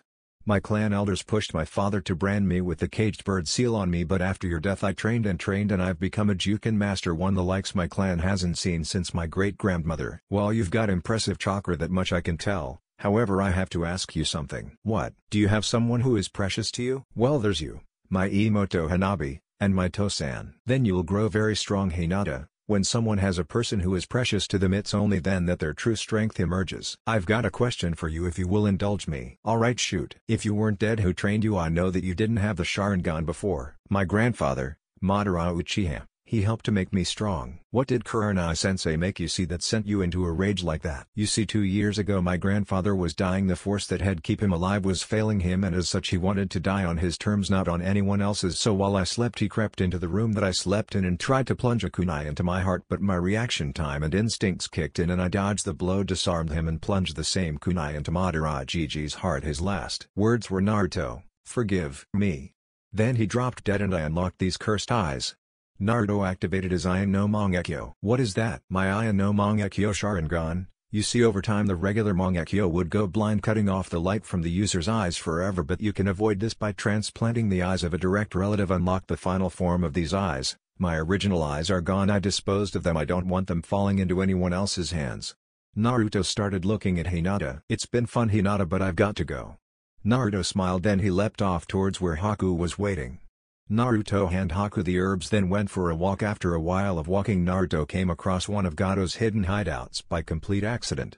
Naruto saw Gato and an army of thugs walking into the hideout, and Naruto decided to follow Gato, and he activated his Sharingan while concealing his chakra. So according to the Haku brat, Zabuza will be back in business within the week. Now the moment those Konoha shinobi weaken Zabuza and his cronies, we finish them, then sell the girls on the slave market, Gato said to his gang of thugs. But you're to bring me the Hyuga girl. I'm going to break her in personally. Naruto was seething at this point but managed to suppress his chakra, but he'd heard enough and shunshine to the hideout. When he arrived, Naruto immediately went to Zabuza, who was sitting up in bed. "Oh Naruto, did you bring the herbs I asked for?" Haku said as he gave Zabuza some tea to drink. "Yeah, I did, but I'm afraid I've come across a very important piece of information, and then there's something I need your help with, Zabuza-sensei." "What's the news?" Haku asked. "Gato plans to betray us after you recover." "How do you know?" Zabuza asked. "I overheard him talking to an army of thugs here. Let me show you." Naruto activated his Sharingan and cast his Genjutsu on Zabuza, showing him the memory. "What do we do, Zabuza-sensei?" "Get Fu and we'll think on a plan." "Yes, Zabuza-sensei." Naruto left and walked to Fu's room, then he knocked on the door. "What is it?" Fu's voice came from behind the door. "Zabuza-sensei want to see us for an update on our mission." "Alright, give me a minute." Fu walked out and then she and Naruto walked to Zabuza and Haku. Just then Naruto sensed Zetsu's chirka nearby. "Zabuza-sensei, Haku, Fu, I need to talk to someone, but if I'm right he can help us." "Alright Naruto, but hurry up." Zabuza responded. Naruto nodded and walked outside, and Zetsu rose up out of the ground. "What news do you have to report, Zetsu?" "Obito is on the move." Black Zetsu responded. "He's headed to Karagakura to take advantage of the Sanbijin Churiki and weaken them by waging war on the Kekkei Genkai users. Keep me posted on his movements." "Yes, Naruto-sama." White Zetsu said, "Before you go I need your help with something." "What do you need, Naruto-sama?" "Bring me 3 white Zetsu clones, and then I'll need you to have them wrap around 3 henchwood clones after they merge with their chakra." "Yes, Naruto-sama." White Zetsu has 3 white Zetsu clones rise up from the ground. "Follow me," Naruto commanded. Naruto and the Zetsu and the clones walked back into the room, and Zabuza, Haku and Fu looked confused. "This is Zetsu. Say hi, Zetsu." "Hi, Zetsu." "Knock it off." Black Zetsu scolded. "Why are you here?" Zabuza asked. "I am an ally of Naruto-sama. His orders are to help you 3. If you would place your hand on the white Zetsu clones we can begin." Zabuza, Haku and Fu placed their hands on the clones and they absorb the chakra and morph into exact replicas of the shinobi the clones touched. "Now's it my turn." Naruto started weaving hand signs. Makuten Bunshin no Jutsu. Naruto forms 3 wood clones. "Zetsu, use your clones and wrap around the clones and I'll do the rest." "Yes, Naruto-sama." White Zetsu says, and then the closes unravel themselves and then wrap themselves around the clones. Naruto starts weaving the same hand signs his grandfather used. Ninpo, Hata Yugo no Jutsu. The 3 clones glowed in the same blue that Naruto glowed when Madara reformed the jutsu. Then when the clones opened their eyes they all had the Sharingan and they all shifted to the Mangekyo. "Now we need to spend the next few days training the clones in your fighting styles so they can flawlessly take your places in the battle against Kakashi and his allies." "Right," Fu said. "But what is this plan exactly?" "These clones take your place in the battle, allowing us to deliver the final strike to Gato when I dispel the clones." "Alright, let's do this." Fu smiled. Time skip 6 days later. Naruto and the Zetsu wood clones picked their gear and ran off towards the bridge. When they arrived the Zabuza clone attacked the workers, knocking them out. Kirigakure no Jutsu. Zabuza with Kakashi, Kurenai, Sasuke, Hinata, Sakura, Kiba and Akamaru. "On your guard, you 2. This mist is chakra-laced." Kakashi says. "I knew he was still alive, he just couldn't wait for round 2. "Sorry I kept you waiting, Kakashi." A voice calls from the mist that is all too familiar to all of them. Next to Kakashi, Sasuke started trembling. I see that boy is still trembling, how pathetic. I'm trembling with excitement. Sasuke says. Just then 10 Zabuzas appear around them. Sasuke, do it. Kakashi says, and Sasuke nods. Then with a swift series of movements takes down all the Mizubunshine and they burst into the puddle. I can see it. Ooh, you could see they were water clones. The brat is improving. Looks like you've got a rival, Haku. Zabuza says. So it seems. Haku says. Well, so I had it right. Kakashi says. It was all an act. An act. Tazuna says, confused. With a cute little mask. Big phony. Sasuke glares. So I guess being a tracker ninja protecting her village was just a bunch of bull. Tazuna says. They look pretty chummy. I'd say that they've been pulling scams like that for a long time. Kakashi says. Then Hinata glares at Haku, Byakugan blazing. And hiding behind a mask. Who does he think he's fooling? Speak for yourself, sensei. Hinata smiles. That's it, I'm taking him out. Sasuke glares. He is quite the man. Even if a water clone has only 10% of the original person's power. He dealt them with them nicely. Haku says. We've made the first move, now attack. Zabuza says. Yes, Zabuza-sama. Haku steps and starts spinning and Sasuke blocks the senbon with a kunai. He caught up with Haku's speed, impressive. Zabuza says. Hinata, stick with Tazuna-san and don't get too far from me. Let Sasuke handle this. Kakashi says. Haku and Sasuke start spinning, clashing kunai to senbon over and over. I don't want to kill you, but you won't back off, right? Haku asks. What are you, stupid? Sasuke asked. As I thought, but you be able to keep up with me or my next move. And I'm already 2 steps ahead of you. 2 steps ahead? The first one is the water on the ground, and the second one is that I'm keeping one of your arms busy, so you're only able to take and block my attacks. Haku raises her hand and starts weaving hand signs with a single hand. Hand signs with only one hand. Kakashi's eyes widen in shock. Hyotan, Senshotsu Suishu. Haku stomps the ground and the water that was left from the water clones dispelling rose up and formed into 1,000 needles and surrounds Sasuke and Haku. I don't want to kill you, he said, but is that what she really thinks?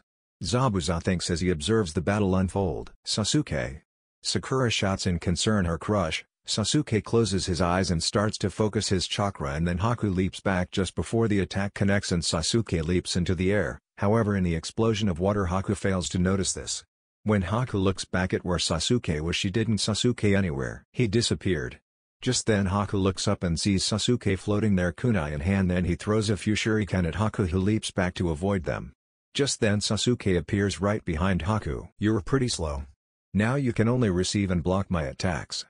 Both Haku and Sasuke move in a blur of speed and end up in a crossed arm position. Then Sasuke smirks as he throws his kunai and Haku ducks to dodge it, but only ends up walking right into Sasuke's kick, which blasts her back towards Zabuza. Haku lost in a contest of speed?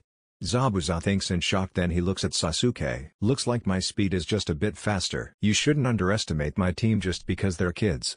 Kakashi smiles. Sasuke here is a true prodigy of the Hidden Leaf Village. Hinata here is a true Juken master, so you know the battle prowess of the Hyuga clan. Zabuza starts chuckling. Haku, do you understand that you're going to get defeated like this? Zabuza asks. Yes. Haku responds as his chakra pours out of him. What is that? Sasuke stares in wonder. It's a shame. That's cold air. Haku makes a single hand sign and ice mirror starts to form all around Sasuke. Makyo Hyoshu. Hey, I like this attack, I can see myself everywhere. Sasuke thinks as he looks around. Then the mirrors glow as Haku steps forward. What is that technique? Kakashi thinks in fear. Then Haku steps into one of the mirrors and his reflection starts to appear everywhere. These are mirrors. What does he plan to do? Damn it. Kakashi curses as he starts to run forward. Then in a blur of speed Zabuza appears in front of Kakashi. I'm your opponent, remember? He's a goner now that Haku has used that technique. Let's begin. I will show you my true speed. Haku says as she lifts his arms and starts throwing tons of senbon at Sasuke so fast that Sasuke can keep up with speed of the blows. Sasuke. Kakashi shouts as more and more attacks connect and the kunai in his hand flies out of his grip and embeds itself into the ground not too far from Hinata and Tazuna. Sasuke screams in pain as more senbon slice at his skin. Don't even think of moving, because if you do I will kill the 2 behind you. Zabuza says. Sakura looks at Tazuna then back at Sasuke trapped in the dome. I'm sorry Tazuna-san, but I have to leave for a few seconds. Sakura says. Tazuna nods at Sakura. Go, I won't stop you. Tazuna responds. Sakura runs forward, the kunai in her hand. Sasuke heads up. Sakura calls out as she throws the kunai to her fallen teammate. However, before the kunai can reach its intended recipient, it is snatched out of the air by Haku and Sasuke's legs give out beneath him. He caught it, damn. Sakura thinks in despair, but just as Haku re-enters the mirror, Hinata was watching the confrontation. Just then Hinata sensed Naruto's churka behind her and Tazna. Haki Kusho. 8 trigrams air palm. Hinata shouts and then Naruto gets blasted back and then he lands on his feet. Nicely done Hinata, you're strong, I think I will dance with you for a while. Naruto draws his gun by and charges Hinata, who charges, chakra erupting from her palms. Hinata starts striking at Naruto, who dodges her strikes thanks to his Sharingan. You're good Naruto-kun, but why work for a man like Gato? I need the money. Naruto responds as dodges another strike. Why don't you come back to Konoha with me? Even if I did, what would there be for me? The civilian council has declared my Kia Day a national holiday. They would just hunt me down and try to kill me. Tosan can protect you, just come back. You haven't seen what the village is like. The Hokage is not the same man he used to be. If it weren't for the clan heads threatening civil war, if Danzo or anyone calls for an incompetency hearing, Danzo would have replaced the Sandaime. If that's the state of the village, then there's nothing for me. The moment I walk into that village, I'll be held on trial for abandonment. As I said, Konoha holds nothing but pain and regrets for me. Naruto, please. Hinata pleaded, tears cascading from her eyes. Naruto vanished and pinned her to the ground. This is all part of a plan that I concocted with Zabuza-sensei, but for it to work, Gato has to show up. As for your offer, I'm weighing my options, but for now you need to be unconscious. Good night, Hinata-chan. Naruto tapped her on the back of her neck, knocking Hinata out. Gotsuga. Naruto jumped up, activating his Mangekyo. Well, in Inuzuka, this will be an interesting dance. Naruto drew his gun by. What is your fascination with dancing? My grandfather trained me well. Now I can't really get my adrenaline flowing, but if you think you can get it flowing again, then I will call this a fight. Akamaru. ARF. Akamaru came rocketing towards Naruto, who dodged and then weaved hand signs. Kaden, Ryu and Hokuno Jutsu. Fire style. Dragon Flame Caterwall. That's Madara Uchiha's jutsu. I told you my grandfather taught me well. Just then Naruto heard the chirping of birds and Naruto backhanded Kiba with Susanoo and saw Kakashi with lightning with his hand. Reikiri. Kakashi roared, lightning blade. Naruto saw the jutsu with his Sharingan and copied the technique, and with the technique copied, understanding bloomed. Naruto charged and slammed the palm of his Susanoo between the two, separating them with force of the impact. Sorry Kakashi Hitake, but I can't let you kill Zabuza-sensei. Why Naruto? What has he done to inspire such loyalty in you? He treated me like a person instead of some monster. Naruto, your village misses you. Hinata misses you. Come back. Just then Naruto and the others heard a slow asshole clap as Gato and an army of thugs came into view. Well, looks the Kirigakure no Kijin was just a baby demon after all. Seems you were right, Naruto, Zabuza said as he and the real Haku and Fu came jumping down from a lookout tower. How? Never heard of clones? Naruto asked matter-of-factly. You really should keep shinobi guards, especially if you plan to betray your employees. Naruto shook his head. Kakashi, stand down, we are no longer your enemies. Naruto channeled chakra into his Susanoo and fired off a string of Yatsaka Mangatamas at the thug army, obliterating them in seconds. Can someone please explain what's going on? Kiba shouted. We knew of Gato's plan to betray us, so I made some Makuten Bunshines to fool him, but I guess my Haku clone went overboard. Sorry, but the Uchiha's pretty banged up, but he'll live. How did you know? I spied on him and figured it out, Naruto said matter-of-factly. But now you said you wanted me to return to Konoha, but I will only do so under one condition. If Zabuza, Haku and Fu can join me there. I'll talk to Sarutobi-sama. By the way, I raided Gato's vault and I'm giving the money to the Nami no Kuni as recompense for all the damage I've caused. Dazuna's eyes welled up with tears. Time skipped 2 weeks. Naruto and the others had helped finish the bridge, then the group of 12 walked back. Hinata looked at Naruto, who was walking, an aura of power radiating off him. You know, Hinata, if you want to talk to me, just say something. I'm not that hard to approach, Naruto joked. Well, sorry mister, I'm Madara Uchiha's fucking grandson. It's just this is the first time I've seen you in 8 years and you've grown handsome. Why do you care about some nobody when a perfect hunk of man like Sasuke-kun right here? Sakura asked. Shut up Sakura, unless you want to be ashes before we get back to Konoha. Naruto growled. So Naruto wants Madara like? Kiba asked. He was a kind uncaring man but a slave driver when he wanted to be, and no matter how many times I think about him I have nothing but admiration for him. He was the first and the last family I had in this world, and now he's gone. Naruto got a sad look on his face. Dobi, I demand you teach me everything Madara taught you. Sasuke said. I won't dance with you Sasuke Uchiha. You are far too arrogant. My grandfather would be ashamed to know he's related to someone like you. How dare you? I'm an elite among the Uchiha. No, you're a weakling. Your chakra levels are barely above Chunin level. Dancing with you would be absurd and pointless, and this is the last I'll say on the subject. How dare! Naruto shut Sasuke up by blasting him with an intense focused blast of ki. If you insist on dancing with me, then I will kill you, plain and simple.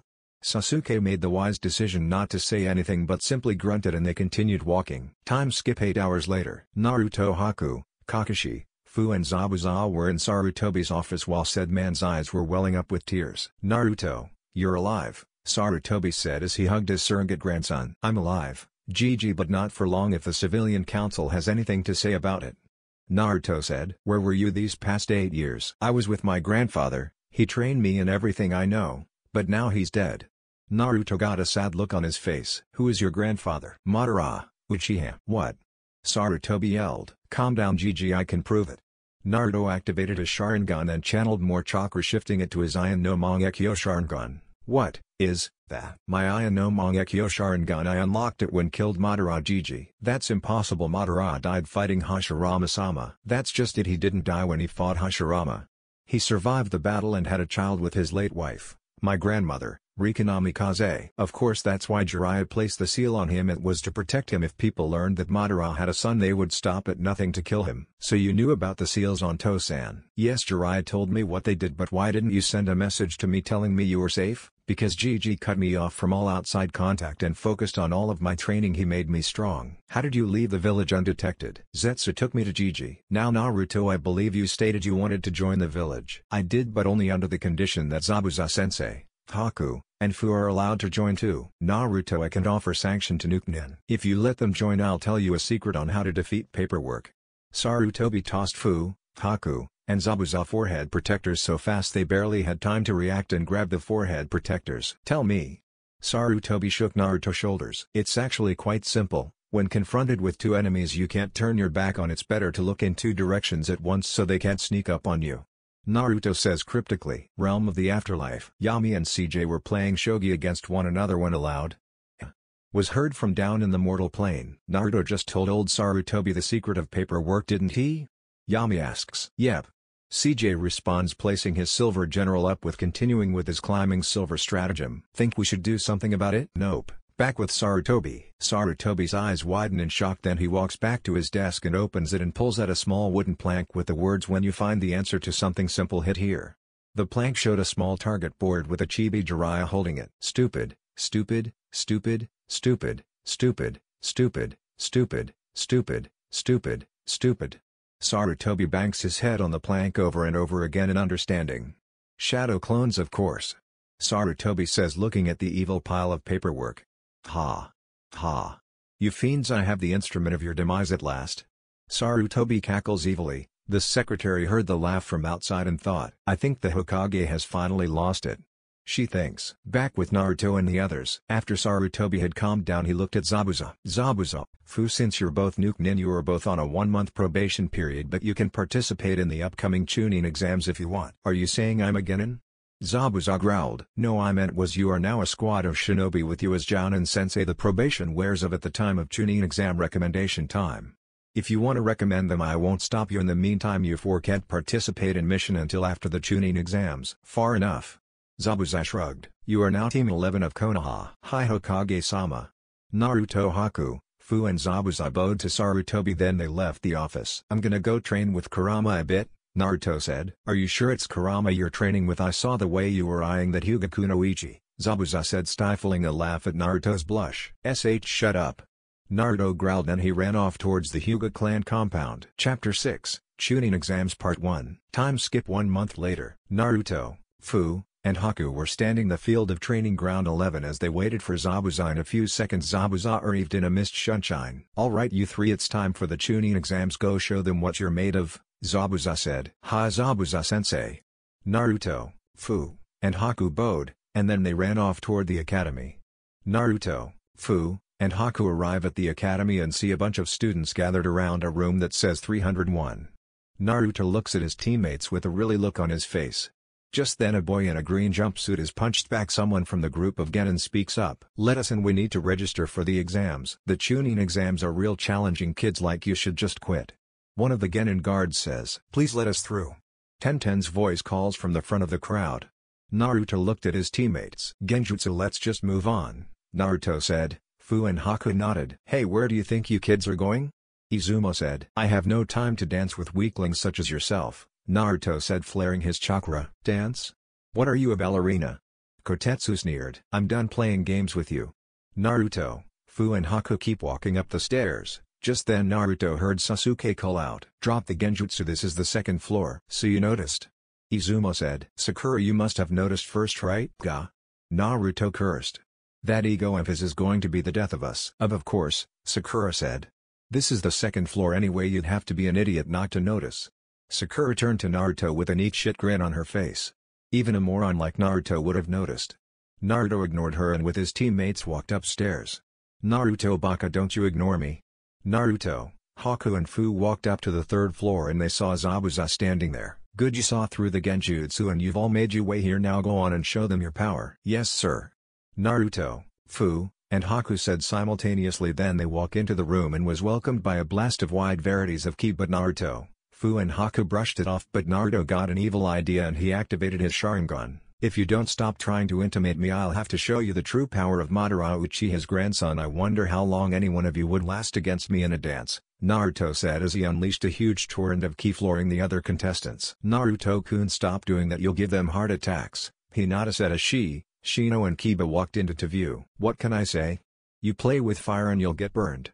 Naruto stopped channeling his ki. Did you see that? One of the contestants as he recovered from the blast of ki. Yeah, I'm sure as hell not taking these exams if he's a part of them. His teammate responded. Count me out too. Several other contestants left the room one by one as they were terrified of Naruto's power. Did you feel that, Han? Akatsuki said to his armored friend. Yeah. Han responded. He's Madara's grandson, I'm definitely gonna want to fight him, Kurotsuchi said. What better way to make Madara pay for what he did to Gigi than killing his grandson? I wouldn't if I were you. According to my friend, he's got the QB inside of him, Han said. I'm still gonna fight him and I'm gonna win. Across the room, 3 Kumo shinobi were watching the interaction with the Iwa shinobi. What do you say, Yugito? Still think these exams will be boring? Kuro asked her female teammate. Not with that hunk here, I don't, Yugito said as she licked her lips. If Yugito falls for that QB brat, this could spark a war with Kumo, and if that happens the 4th Great Shinobi War might start, and if he unleashes the QB it'll be a disaster. Amoe starts rambling on and on. Shut up. Kamui punches Amoe on the head. Just then Sasuke and the others walked in. Sasuke was nursing a bruised cheek. Sasuke-kun. A blonde-haired blur tackled Sasuke. Sasuke-kun is mine, so back off, Ino pig. Sakura shouts. Like hell he is, forehead. Ino shouts back. Oh my god, do they ever shut up? Tell me about it, kid. I thought my fangirls were bad, but these two are intolerable. You had fangirls? I was a very popular kid when I was younger. Ha ha, Naruto laughed. Oh shut up. You guys are attracting too much attention. So you're the 9 rookies that just graduated from the academy, right? You're fooling around with those cute faces. Geez, this isn't a field trip. Who the hell are you to tell us that? Ino glares at the boy. I'm Kabuto Yakushi. Look around you. Everyone but Naruto looks around. The genin gather for the exams are all glaring at the group and unleashing a bit of ki at the group of 10. The ones behind you are from the Amiga no Sato. They have a short temper. Everyone is nervous for the exams. I warned all of you so that you won't get picked on. I guess it can't be helped though. Since you are just rookies who don't know anything, it makes me remember the old me. Kabuto looks at Naruto. However, your friend in the red armor seems to have the right idea that, or he isn't paying attention. Kabuto-san, was it? Sakura asks. Yeah. Is this your 2nd time? Then, no, this will be my 7th time. Immediately alarm bells start going off in Naruto's head. You probably have a lot of information on the people here. Naruto says, playing dumb. So smart, in fact I have 200 cards with information on everyone here. Kabuto pulls out a stack of cards and places them on the ground. Kabuto takes the first one off the top of the pile. It looks white, but, to get the information from this card. Kabuto starts spinning the card. What are you doing? Sakura asks. It's made so that you can't view it without my chakra, like this. Kabuto applies chakra to the card and a small map with a bar graph projected above it with the largest coming from the land of fire. What kind of information is that? Sakura looks confused. The exam's total number of examinees and countries participating. It also has the number of participants from each hidden village. Let me ask, why do you think we do the Chunin exams together? Kabuto asks. All the 9 rookies look at him in silence while Choji munches on some chips. First, it's to deepen the friendly relationships with the other countries. Next, it's to heighten the level of the ninja. That is what they say. That is what they say? Kiba repeats confused. Yes, the real purpose is to confirm the level of the ninja in each adjacent country to try and balance out the power. Power balance A. Naruto says looking at Kabuto. Why do they go through such a troublesome task? Shikamaru asks. If they don't do that, the weak countries will be invaded and dominated by the strong ones. So they check and restrain each other's powers, that is my guess anyway. Kabuto answers. Just then Sasuke walks forward with a determined look on his face. Are there any cards there that have detailed personal information? Sasuke asks. Yes, is there someone that interests you? Yeah, there are. The information of this exam's examinees are not perfect, but I've burned and saved them. They include information about the 9 of you as well. Tell me whatever you know about the people you know that interest you, I'll look it up for you. Gaara from the Sunagakuer, Rock Lee from Konoha and Naruto Uchiha of Konoha. Oh, you know their names, that is no fun. Kabuto swipes his hand over the deck, and then Kabuto holds up 3 cards in front of them. Show me. Sasuke demands. Based on the information he has I can determine what to look out for. Naruto thinks looking at Kabuto's little display. First up is Rock Lee. Kabuto says, and then he channels chakra into the card and Rock Lee's information appears as well as 2 graphs dictating his overall stats and number of completed missions. He is 1 year older than you, his mission experience includes 20 D-ranked missions and 11 C ranks. The squad leader is my guy. His hand-to-hand combat skills have increased dramatically in this past year, but his other skills are terrible. He got everyone's attention last year as a skilled rookie Ganon, but he didn't take the Chunin exam. Like you, this is his first time taking it. Thank you, Captain Obvious. Naruto rolls his eyes. His team is composed of Tenten and Neji Hyuga. Next let's see Gaara of the Desert. Kabuto channels his chakra into the second card and Gaara's stats appear. Interesting, his skills are unknown mostly, that means Mr. Ninja Info Guy doesn't know everything. Kurama notes. But I can tell you he holds my insane little brother the one-tailed Shukaku. His mission experience is 8 C ranks and, this is amazing, he did a B rank mission as a Genin. He is a foreign ninja and it's his first time taking the exam, so I don't have any more info on him. However, it seems that he has returned from all his missions unharmed. Oh, this reeks of Shukaku's influence. If I were to hazard a guess, I would say this Gaara kid controls sand for both offense and defense, and, like yours truly, he has a very strong self-preservation instinct, so odds are the sand will spring up to defend him. Thank you, Kurama. Naruto smiles at his inner Bijou. He did a B-rank mission as a Genin, and was unharmed? Shikamaru asks, shocked. Kabuto takes another card from his deck and channels more chakra into it and a picture of Naruto shows up. Naruto Uchiha, wielder of the Iron no Mangekyo, said to be the grandson of Madara Uchiha himself, but other than that I've got nothing. He's been well hidden for quite some time, Kabuto said. Sasuke grimaced at the lack of information on Naruto. Just you wait, Tobi, I'll get that info on you yet. Sasuke thought bitterly. Just then Kabuto takes another card and channels chakra into it and the mini-map pops up again. Konoha, Suna, Iwa, Kumo, Ame, Kuza, Taki, Otto. This year, many talented Genin from these hidden villages have come here to take the exams. The Hidden Sound Village is a village of a small country that was just made recently, so I don't have much info on them. Either way, all of them are powerful hidden villages. So all the people here are all. Sakura trails off. Right. It's not only Lee, Gaara or Naruto, all the people here are the top elites chosen from each country. I can assure you this won't be easy. Naruto starts chuckling silently and starts shaking. Fu notices this and her unease starts to grow rapidly. Even Naruto is nervous, maybe should try and help him. Fu thinks in dismay, however just as she is about to say something Naruto turns to the other participating Genin and unleashes a torrent of killer intent, smiling like a madman. Excellent, this seems like a declaration of war. Naruto's eyes starts glowing with glee, then he holds out his hand and clenches it into a fist. I can't wait to crush you all. Instantly every Genin with the exception of Gaara, Haku, Fu, Hinata, Han and Yugito start sweating up a storm and a few even collapse under Naruto's power. Within the crowd there are 3 Auto Genin who were looking over at where Kabuto was. Did you hear that? The one with a headpiece similar to Tobirama's asks. They said that the Otogaku is a minor village in a small country. I'm hurt. The one wrapped in bandages responds. Let's play with them a little, then. The only girl says, smirk. Yeah, they spoke as if we're just leftover ninja. Let's make him add this into his data. Ninja from the Otogaku are somewhat cruel. Shall we? First boy asks. Let's. The second responds. Then the 3 of them rush over to the rookie 9, then come flying in at Kabuto. The first boy leaps into the air and throws a couple of kunai at Kabuto, who dodges them with ease. When the second comes in to strike, swings his right arm, which Kabuto dodges with ease. Then the lenses of Kabuto's glasses shatter. So it's a sound wave attack. Interesting. Note to self. Apply soundproofing seals to the ear area which can activate at will and deactivate at will. Naruto thinks. I see, so that's what kind of attack it was. Kabuto takes off his shattered glasses. Sasuke runs forward confused. What is going on? You definitely dodged it, so why did your glass? Sasuke says in confusion. It must have hit his nose. That's what happens for trying to look cool. Shikamaru responds.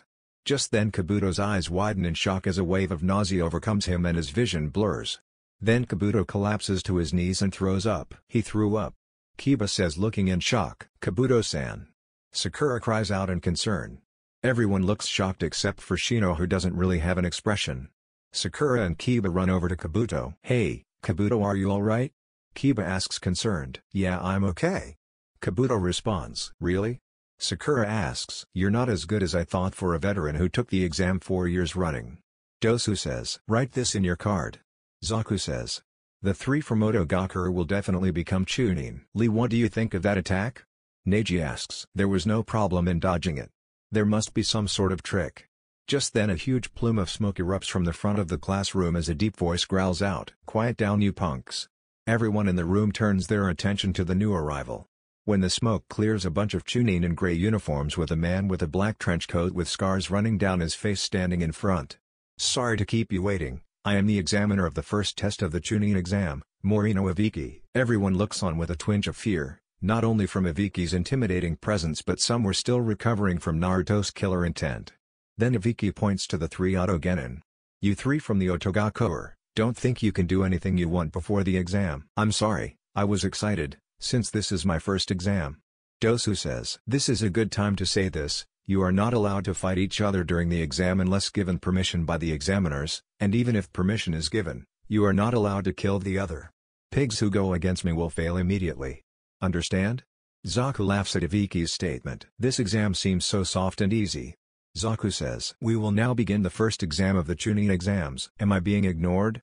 Zaku thinks to himself, glaring at the examiner. Turn in your applications, take one of the number tags, and sit where the number tells you to. Ibiki says, holding up a small card with a big black number 1 on it. Then we will pass out the papers for the written exam. Great, a paper test, fan-fucking-tastic.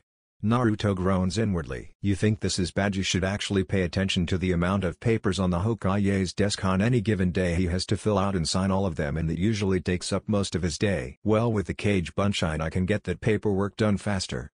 When everyone sits down, the Chunin that accompanied Ibiki sit down in chairs at the edges of the room while holding clipboards. Naruto looks around the room using the chameleon he has positioned on the ceiling and notices that everyone is separated from their teammates. Let's do our best, Hinata-chan.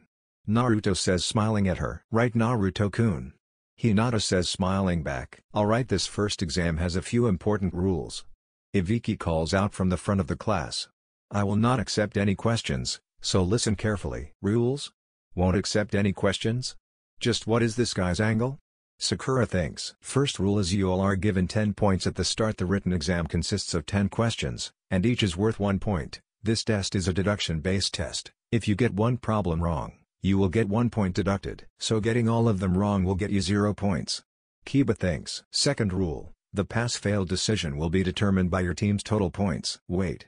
Your team's total points? What? Shut up. Ibiki shouts. There is a reason for this, so shut up and listen. A reason? Sakura thinks. Now that you know, let's move on to the next rule. If an examiner determines that you cheated or do something similar during the test, each action will cause you to lose 2 points. A few students react in shock.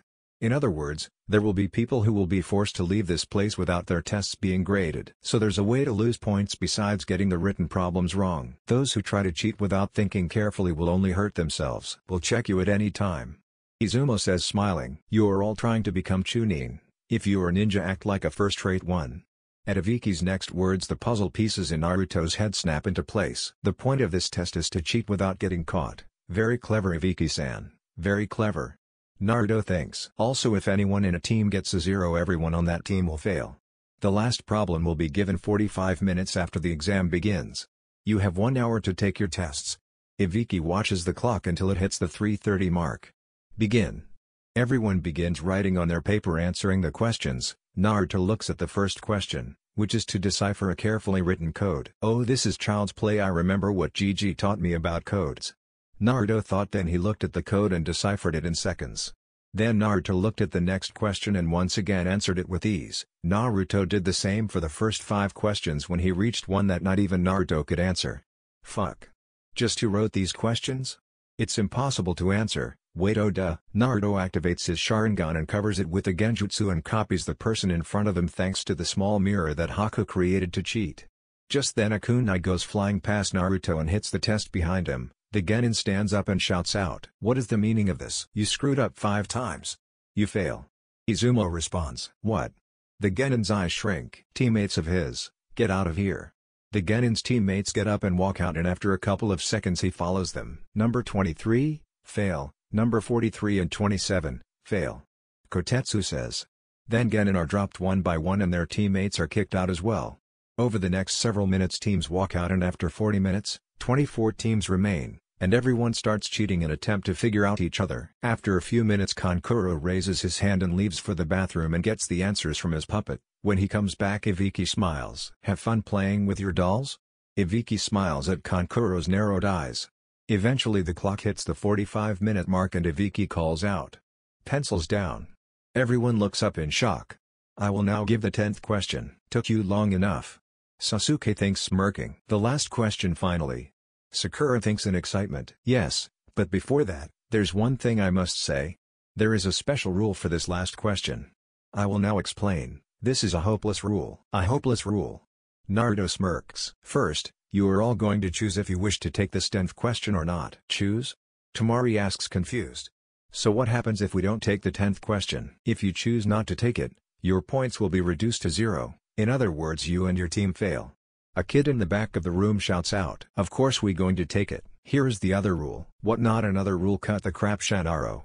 "Damn it," Sakura thinks in exasperation. "If you choose to take it and you get it wrong, you will lose the privilege to take the Chunin exams forever." "What kind of idiotic rule is that?" Kiba shouts out. "There are genin here who have taken these exams before." Ibiki starts laughing. "You were unlucky. This year I am the rule. That is why I gave you the option of quitting. Those who are not confident can choose not to take it, and take the exams next year, or the year after that." Ibiki starts laughing again.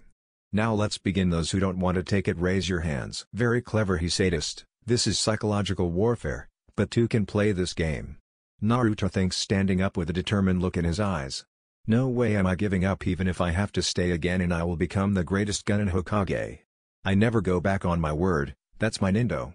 After Naruto's declaration the examiners all nod at Ibiki, smiling, and he nods back. "In that case all those of you here, pass." Everyone looks shocked. 3, 2, 1, what? Everyone shouts shocked, but Naruto, Fu and Haku stay silent. "So those questions were all for nothing?" Tamari shouts. "They served their purpose. They weeded out those who were unfit to be Chunin. The point of this test was to gauge how good you are at information gathering. In the shinobi world, if you are caught stealing information, you will be tortured for information on your village." Ibiki takes off his bandana, show scars on his head. "That looks bad, but I've had worse." Naruto thinks, shaking his head. "Still, torture is torture and it sucks. However, it looks like lighting catalyzed the wounds, man. That looks like it hurt." Just then a lump of black cloth smashes through the window and a banner appears behind the new figure which reads, "The second examiner, the sexy and single Anko." Then the person says, "Everyone, there is no time to be happy. I am the second examiner, Anko Madarashi. Let's go to the next exam." Anko thrusts her fist in the air. "Follow me." The room is dead quiet and everyone has the WTF face. Ibiki steps out from behind the banner. "Grasp the atmosphere," he says, mentally face-palming. 69 people. "Ibiki, you let 23 teams pass? The first exam must have been too soft." "It looks like there are a lot of excellent students this time, especially the blonde." After everyone left, Ibiki walked around and picked up the test, and he saw a chibi Naruto with a speech bubble. "Keep an eye on Kabuto. He has access to too much classified information. Fluffy Butt says he reeks of snakes, and if you're as smart as I think you are, you know what that means." Ibiki's eyes widen in shock and he ran off to Sarutobi's office. Chapter 7, The Forest of Death. The 23 remaining teams and Anko arrive at Training Ground 44. Naruto looks at the forest with a hint of curiosity. "Welcome you maggots to the Forest of Death," Anko announced with a gleeful look. "Well, this looks like it'll be fun," Naruto says as he smiles looking at the forest. Just then a kunai flicks past Naruto's cheek and blood comes from the wound, and Anko licks the blood from his cheek. "Tough guys like you usually end up dead within the first day. I was trained with Madara Uchiha himself. If you think this will scare me, you're in for a whole new experience." Just the Anko turns around with another kunai in her hand and Yakuza ninja with a long tongue. "Here's your kunai, miss." The grass ninja says. "Oh, thank you." Anko smiles. "This is bad, the chakra radiating off this guy is insane." Naruto thinks as he is looking at the ninja. "However, don't stand behind me like that. That is unless you want to die young." Anko takes both her kunai and the grass ninja pulls her tongue back in. "Well, I get itchy when I see blood, also my precious hair was cut so I got a little excited, sorry." The grass ninja walks away. "Anyway, in order for you to participate in the exams you need to sign these warrants that free the hidden leaf from any responsibility or liability should you die in the forest." "What do you mean death?" Some of the participants asks. "Just what I said, when you enter the forest you will start out with either a heaven or an earth scroll. You will need to get both scrolls to get into the tower at the center. Don't open the scrolls or else, well, let's just say it will be fun for me if you do." Anko smiles dangerously. "This exam will last 5 days. What will we do about food?" Choji yells out. "Scrounge some up, this forest is a treasure box of nature." Anko's smile widens. "But be careful as some of them are poisonous and also you might find that you will be hunting only to end up hunted." Anko brings every team to a gate and then after 5 minutes a buzzer goes off and the gates open up and everyone rushes in. After a few minutes Naruto looks at his teammates. "Alright, we got an earth scroll so we need a heaven scroll. I'll take the scroll and we'll set a trap, but odds are we won't even need to do that. My bet is that the team from Iwagakure will come after me due to my connection with Madara Gigi." Fu looked at Naruto. "What did your grandfather do to Iwa to piss them off so much?" Fu asked. "I'll show you the truth." Naruto activated his Sharingan and in a second the world spun and Fu and Haku were looking at a young Madara in front of two shinobi, one who looked like a mummy, the other was a midget. "Why?" the younger Onoki asked. "This is not the agreement." Hashirama-sama said. "There is no alliance. From here on, you will obey Konoha. And never, ever say that shinobi's name around me," Madara said as he channeled chakra into his eyes and his Susanoo rose up. Susanoo. Madara smashed the temple. He stood before them. Onoki grabbed a rock and then stood up and faced Madara. "You want to continue dancing but, there is no strength in your steps." Madara casted a genjutsu on Onoki causing him to drop the rock and collapse to the ground. Naruto then ended the jutsu and the world returned to normal. "Whoa, your grandfather is strong. Even I've heard of Ryodan but no Onoki," Haku said. "Onoki wasn't in his prime back then but he was using only a fraction of his true power. I must admit I've never seen Madara Gigi's true power because he was an old man when I met him but he is powerful," Naruto said. "Man, if I were an Iwa shinobi I'd be after your hide. They'd want revenge." "You're damn right we do," a female voice called out and then Kurotsuchi, Akatsuchi and Han landed in the clearing. "I'll kill you, Madara's grandson, and you will fall into despair in your last moments." "Well then." Naruto draws his gun by. "Let's dance." "There's that arrogance. You're just like your grandfather." "It's not arrogance if I can back up my words with power."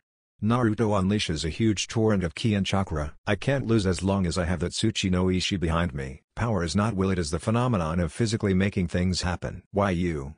Kurotsuchi charged in a blind rage and attacked Naruto with a flurry of taijutsu but Naruto countered easily with a bored expression on his face. When Kurotsuchi noticed something that infuriated her to no end. "Why haven't you activated your Sharingan?" "Because I don't need it to see your attacks. The Sharingan is only a tool, it does not make the user invincible. If you can force me to activate my Sharingan then I will activate it. However, I promise that our dance will be short if I do activate my Sharingan." "You arrogant brat." Kurotsuchi jumped back and started weaving hand signs. Yotan, Sekagyo no Jutsu. Lava style, quick slime jutsu. Kurotsuchi spits out a huge blast of silver lava at Naruto. Child's play. Naruto scoffs and begins to weave hand signs. Kaden, Gokumesetsu. Naruto exhaled a huge fire wave evaporating the wave of lava due the chakra behind the attack. "I'm done playing games with you." Kurotsuchi claps her hands together. Jinten, Genkai Hakuri no Jutsu. Particle style, atomic dismantling jutsu. Kurotsuchi opens her hands and square was spread between her hands. Then she launches it at Naruto who couldn't dodge. "Naruto!" Fu and Haku shouted. "I did it! I killed Madara's grandson." Kurotsuchi laughed as she stood there laughing like a maniac. Just then a slow clap rung out and Naruto walked out from behind a tree smiling. "You really are Onoki's granddaughter to be able to use his Jinten, but it doesn't matter to me." "How?" "I just saw you die with my own eyes." "What you just killed was a Makuten Bunshin used by Hashirama back in the day. It's well made. Only my visual prowess and my grandfather's could tell the difference." Naruto looked at Kurotsuchi with a bored expression. "You're dead." Kurotsuchi clapped her hands together again. "Enough." Naruto scoffed and slammed his hands together in the snake seal. Makuten, Mokuri no Jutsu. Naruto held out his hand and his flesh formed a wooden dragon which wrapped around Kurotsuchi and the Jinten attack fizzled in her hands. How? This is Hashirama's wooden dragon, which he used to hold down the Kyuubi long ago. It can suppress chakra and even prevents chakra absorbing, so you have no power against me. How do you have this much strength? Because I don't hide behind a family name, I fight with my own strength and I train myself to the brink every day. My grandfather didn't become feared throughout the shinobi nations by sitting on his ass. You damn bastard. Kurotsuchi growled at Naruto. I'm ending this now. Naruto made the horse hand sign. Katen, Gokameki Doten, Doryuki. Earth style, mud wall, Han shouted, exhaling a huge wall of mud and earth. Naruto's wave of flame collided with the wall, but the wall held strong and stopped the jutsu. You dance well, Gobi. Let's see if you can dance with me longer than the woman could. Let's go, Gobi. Han thought to his bijou. Right, Pop. Kokuo responded and channeled her chakra through her Jinchuriki. Then Han sprouted 5 tails of chakra. Kurama, shall we? I can only give you a little bit of chakra as we don't have the key to the seal, but against Kokuo you might need your Mangekyo Sharingan. I won't enslave bijou. I'm kinder than that. I can't treat Kokuo any different than you. That would make me a hypocrite. You really are a kind-hearted kid. In that case I'll loan you some chakra. It's time I teach Kokuo who's the stronger one here, me or her. Kurama channeled his chakra through the seal but held back the bloodlust, allowing Naruto to reach the 4th tail with no trouble. Let's go, Kokuo. Naruto charged. Agreed, Kurama, Han shouted back, charging Naruto, who exchanged blows with Han. Eventually, after 10 minutes of fighting, Naruto caught Han's fist and instantly he was transported to a white and gold landscape and he saw Kokuo with Han on her head. Naruto looked behind him and Kurama was sitting there. It's been a while, Kurama. Kokuo said. Yeah, not since the time Gigi died. Kurama responded. Kurama, where are we? Naruto asked. The Bijou psychic plan, where the Bijou can meet and converse. I'm surprised we are here. I thought we couldn't reach here with the seal blocking me off from your chakra. It probably has something to do with Han here, Kokuo said. Since your Jinchuriki and mine were duking it out with our chakra, we probably established a deep enough connection with their chakra to be dragged here. That's actually a very real possibility, Kurama said with a pondering look on his face. This isn't like you, Kurama. Why are you getting along with your host so well? The kid grew on me. I actually respect this kid despite who his grandfather is. What's wrong with my grandpa? Naruto asked. You know damn well what Madara did to me. Okay, Nisan, what am I missing? Kokuo asked. The kid's grandfather, Madara Uchiha, used his damn Sharingan to control me and he forced me to attack Hashirama, which caused me to get sealed in Hashirama's wife, then in the kid's mother, and now the kid himself. I haven't had freedom to stretch my legs in almost 100 years. Coupled with the fact that I'm missing my yin chakra, I'm rather pissed off about that, seeing as it is sealed inside this Hinagami's stomach. I can't get it back. Kurama folded his tails under his chin, signifying his unhappiness. Any idea how to get it back, Kurama? Naruto asked his friend. Kurama responded with bursting out laughing. This continues for several minutes until Naruto grew a tick mark which slowly grew in size as Kurama continued to laugh. I think the pup is serious, Kurama, Kokuo said. Kurama stopped laughing and looked at Naruto, who, despite the tick mark on his face, was completely straight-faced. Why, you're serious? Took you long enough, Naruto said, his tick mark fading. Well, according to legend there is a mask that is said to allow you to take control of this Hinagami and force it to slice open its own stomach, which could release your father's soul and my chakra. Not a great option. I'm sure there is another option. You could just ask. A voice called out and then CJ appeared in a swirl of white energy. Can I have Kurama's yin chakra back, please? Sure, why not, CJ said. Then he took his hand and reached into his mouth and rummaged around a bit, then pulled out a slightly dark Kurama. That was way too easy. Naruto sweat drops. Hey there, sexy, Kurama said to his yin half. Right back at you. Kurama's yin half responded. Oh, just fuse already, Naruto shouted, his tick mark growing back. Who's the brat? Kurama's yin half asked. Our Jinchuriki. Kurama said. You speak highly of him. Did something happen when I wasn't looking? Madara's grandson is nothing like that bastard of a man. You're Madara's grandson? Yeah, you got a problem with that? Naruto asked. Why are we working with a descendant of that bastard of a man? Kurama's yin half asked. He's the reason you're here, plus he's actually not bad when you get to know him, Kurama said. Damn right I'm not, Naruto said. Kurama smashed him on the back of the head with one of his tails. You're still a brat, don't forget that, Kurama said. Well, if we're fusing, let's get this over with, Kurama's yin half said. It'll be fun to be back at full strength. Fu Saiyan. Kurama and his yin half stood on their hind legs and then balanced on one foot, then held their paws out facing away from each other, then they started walking towards each other, then they touch index claws on both hands. Fu Saiyan. Fu Saiyan. Ha. Then in a blinding flash of light Kurama stood there while everyone looked at him with sweat drops on their heads. Was that necessary? CJ asked. No, not really, Kurama laughed. Then why did you do that? Kokuo shouts. Felt like it, Kurama said nonchalantly. You're an idiot, CJ said as he face-bombed. Who's the king of the bijou, who could lock you in his stomach for all eternity? Fuck it, you win. Always do, CJ said, then he vanished. By the way Naruto, I thought I should tell you that Onoki is planning an invasion of Konoha along with Orochimaru and Suna, Han said, gaining Naruto's attention. Let him try, I'll remind him why he should fear the name Madara Uchiha. I was supposed to get involved and use Kokuo's power, but now that you have Kurama back to full strength I'm going to rethink my part in this game. Well, seeing as I can utilize Susanoo to its fullest, that's a good idea. Anyway, it was fun meeting you, Naruto. Just then the gold world vanished, and when Naruto opened his eyes he was still holding Han's fist in his hand. Han, get me out of here, Kurotsuchi shouted. Sorry brother, Naruto whispered. Makuten, Mokuryu no Jutsu. Again the wooden dragon rose up and wrapped around Han, and Kokuo's chakra was slowly absorbed by the dragon. Naruto then turned to Akatsuchi, who was sweating bullets at this point. Hand over your scroll and you'll live, Naruto said, unleashing a torrent of focused ki. Akatsuchi started vomiting at the sheer volume of ki and slowly reached into his pocket and pulled out the heaven scroll and rolled it to Naruto. Good, now you can get your teammates and get the hell out of here, and if you attack me again, I'll kill you, Naruto said. Then he looked at his teammates. Let's go to the tower in the center, there we'll rest for the remainder of the exam. Right. Fu and Haku said. Then the three of them ran off towards the tower when suddenly Naruto sensed a very high chakra level flare itself into existence. Fu, Haku, take the scrolls and go to the tower, I have to check something out. What is it? Haku asked. I just sensed a very high chakra level, either there is another Jinchuriki here or we have a problem. But what about you? Fu asked. I'm gonna check this out, don't worry, I'll be fine. Naruto handed the two scrolls to his teammates and then ran off towards the chakra signature. After a few minutes of leaping through the forest, Naruto saw a man with a pale white face and instantly recognized him. That's Orochimaru. Kurama said. I know Kurama. Let's show him our power. Right. Naruto leapt forward, and to his shock he saw Anko kneeling on the tree branch clutching her shoulder. Why did you come? Anko says, glaring. We haven't seen each other in a long time, but you're treating me so coldly, Orochimaru said, smiling. Did you come to assassinate Hokage-sama? No, well not yet anyway, I don't have enough men for that. So I was planning on reserving some outstanding ones from this village. Anko clutches her neck again and collapsed to her knees.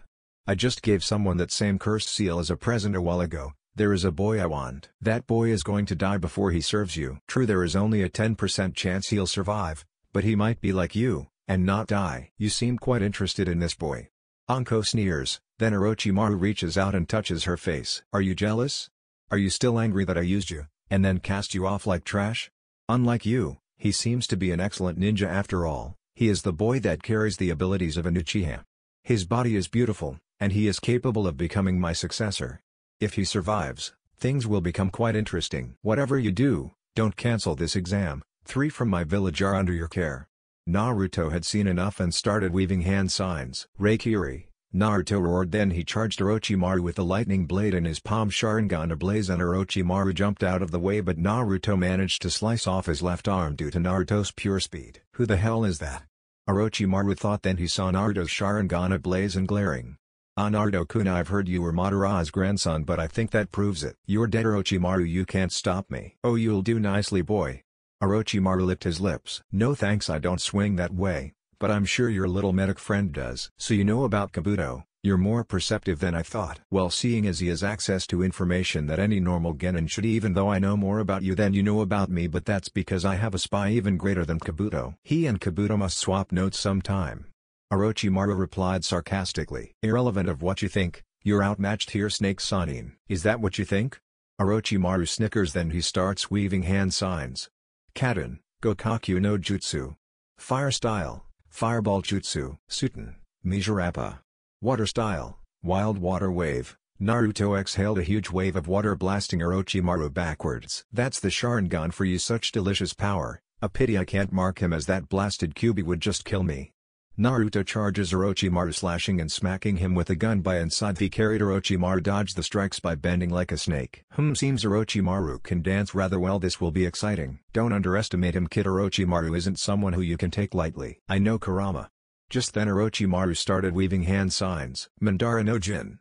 10,000 snake wave, Orochimaru shouted and spit out a wave of snakes towards Naruto. Each snake opened its mouth revealing a long blade which extended it. They rocketed toward Naruto, whose eyes widened. Then Naruto thought quickly and made the horse hand sign. Kaden, Gokameki Yaku. Naruto unleashed a huge wave of fire towards Orochimaru and the snakes, which were obliterated by the intense flames. Anko watched in awe as Naruto pushed Orochimaru back. He's holding his own. No, beating Orochimaru. Anko thought, shocked. Orochi fucking Maru. Such delicious power, Orochimaru said with glee. I'm done dancing with you, Naruto said, bored, and channeled chakra into his right eye. Amaterasu. Orochimaru burst into black flames and started screaming in pain, but then Orochimaru vomited out himself, completely unscathed. Damn, he has the Mangekyo. If he's anything like Itachi, then I've got to watch myself. Just then Orochimaru sensed 9 chakra signatures headed his way. Shit, Anbu, and it feels like Sarutobi's among them. I have to leave and fast. Orochimaru started laughing. Well, it's been fun, Naruto-kun, until next time. Orochimaru started sinking into the ground, but Naruto was faster and grabbed him with his Susanoo and dragged him back. I don't think so, Orochimaru. I'm ending this one on my terms, not yours. Amaterasu. Orochimaru took the black flames right to the face. Orochimaru cried out in pain again, but the lower part of his skin shattered and a new Orochimaru appeared, then sunk into the ground. Damn, he got away. No matter, I'll get him next time. Holy shit, Gaki, Anko shouted. That was awesome. Naruto, what's going on here? Sarutobi shouted as he and 2 Anbu squads arrive. Orochimaru was here. He and I danced for a while, but in the end he got away. Naruto responded. That Gaki is amazing, Anko said. He managed to beat back Orochimaru. Orochi fucking Maru. Is that true, Naruto? Sarutobi asks. You call me a liar? Yes, it is Sundaime-sama, but he'll be back. Naruto says. However, I have a piece of news that is of an even greater concern. Orochimaru, the CJShikage, and Ryudan no Onoki are planning an invasion during the final phase of the Chunin exams. So Onoki has grown stones and finally is willing to pay us back. It's because they think we don't have a Jinchuriki, and without Jiraiya we have no means of stopping a Bijou. Anko says. Let alone 2. Naruto says. 2. Sarutobi looks shocked. Yes, Shukaku and Kokuo are in these exams. Kami-sama preserve us. But the thing is, we do have a way to stop the Bijou. Naruto flares his Sharingan and makes the snake hand seal. Makuten, Yokai Kutan. Wood-style deep forest emergence. Makuten. An Anbu said, shocked. Correct, I carry the Nikoshimi no Noroya and the Hai no Ishi within me. You truly are Madara's grandson, Sarutobi said, smiling sadly. Yes, I am now. If you'll excuse me, I have some things to attend to before I finish the exams. Naruto leapt off towards where he sensed a convergence of chakras, and Naruto also sensed a fraction of Orochimaru's chakra. What are you doing, kid? Kurama asked. I'm going to go find out why 10 chakra signatures have converged on one location. You sure that's a good idea? I'm bored, okay? Sue me. I swear Madara's bloodlust is going to be the death of us. I just fought a Sannin and won. Do you really think this is the true extent of my power? If I said yes, I'd be an idiot. Let's go have some fun. With Sakura, Sai, Sasuke, Kin, Dosu, Lee, Zaku, Ino, Choji, and Shikamaru. Sakura was out of chakra and exhausted, Lee was down for the count, Sasuke and Sai were out cold because of Orochimaru's attack, Ino was in possession of Kin's body, Shikamaru had paralyzed Dosu with the Cage Main no Jutsu, and Zaku was laughing as he aimed his hands at Sasuke's hiding place. Let's just put an end to this and kill Sasuke, as is our mission, Zaku laughed. Zankua. Slicing sound wave. Just as the attack rockets towards Sasuke, a wide ethereal skeletal hand blocked the attack and Naruto came walking into view, his Susanoo activated. Not again, more of these weekend and just keep popping up, Zaku said exasperatedly. Zaku, watch yourself, this is Naruto Uchiha Madara's grandson, Dosu shouted. Whatever, I'm gonna blow him away. Zaku held out his hand again, but Naruto dashed forward and punched Zaku in the stomach. Dance. Naruto's Susanoo rose up, taking on a white version of Madara's Susanoo, and the 2 swords slash wounds into Zaku's sides. Then Naruto slams the flat of the blade down on Zaku, who substituted with a log to avoid most of the damage, but Naruto wasn't done. He channeled chakra into his palm. Reikiri. And then Naruto charged Zaku. Life, flashing, before eyes. Zaku thought as the lightning blade got closer and closer to his heart. Just then a huge tower of dark chakra erupted into the night. Naruto turned and saw it was coming from Sasuke as purple chakra flared all around him. Kid, focus, Kurama roared. Naruto turned his eyes back Zaku and plunged the Reikiri into him, but Zaku turned slightly and Naruto sliced through his left kidney, then collided with the ground. The shockwave broke the ground, freeing Dosu from the Cage Main no Jutsu. I missed, Naruto said nonchalantly. Oh well. He scrapped my kidney. Zaku clutched his side as blood poured from the wound. He didn't kill me, but at this rate I'll bleed to death. Zaku looked over at Kin. Kin, get over here and heal me. I don't think so. Naruto channeled chakra into hand again and dashed toward Zaku and plunged the Reikiri into his left lung. Then Naruto pulled his hand out and weaved signs. Makuten, Kitsugo no Ki. Wood style, tree of binding. A tree rose up and wrapped itself around Zaku, holding him in place. Now for your right lung. Naruto generated another Reikiri and without hesitation plunged it into Zaku's right lung. Have fun drowning in your own blood. Naruto then turned to Kin, murder in his eyes. Ino. Get out of there, Shikamaru shouted, and Kin weaved the hand signs necessary. Shinshin no Jutsukai. Mind transfer jutsu release, Kin shouted. Then Naruto dashed forward and grabbed Kin by the throat. You're a weak woman. Weakness disgusts me, and if you were a senju you would disgust me even farther. What? ARYU, G going, T2, D-do, T2, me? Kin choked out. Rape, me? Those who force themselves on women are scum and disgust me even more than a weak senju. No, I'm just going to kill you, but don't worry, I'll make it quick. Naruto formed a Reikiri in his hand. Prepare yourself for oblivion.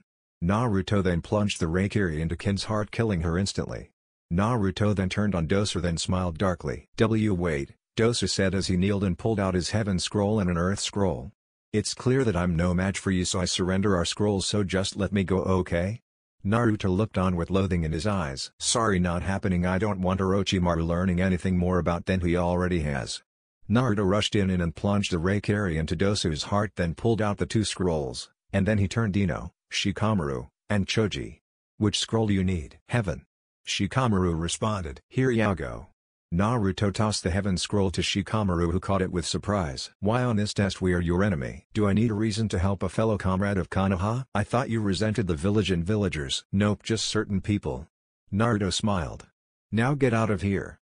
Naruto got a serious look on his face, then he turned to the unconscious form of Sasuke.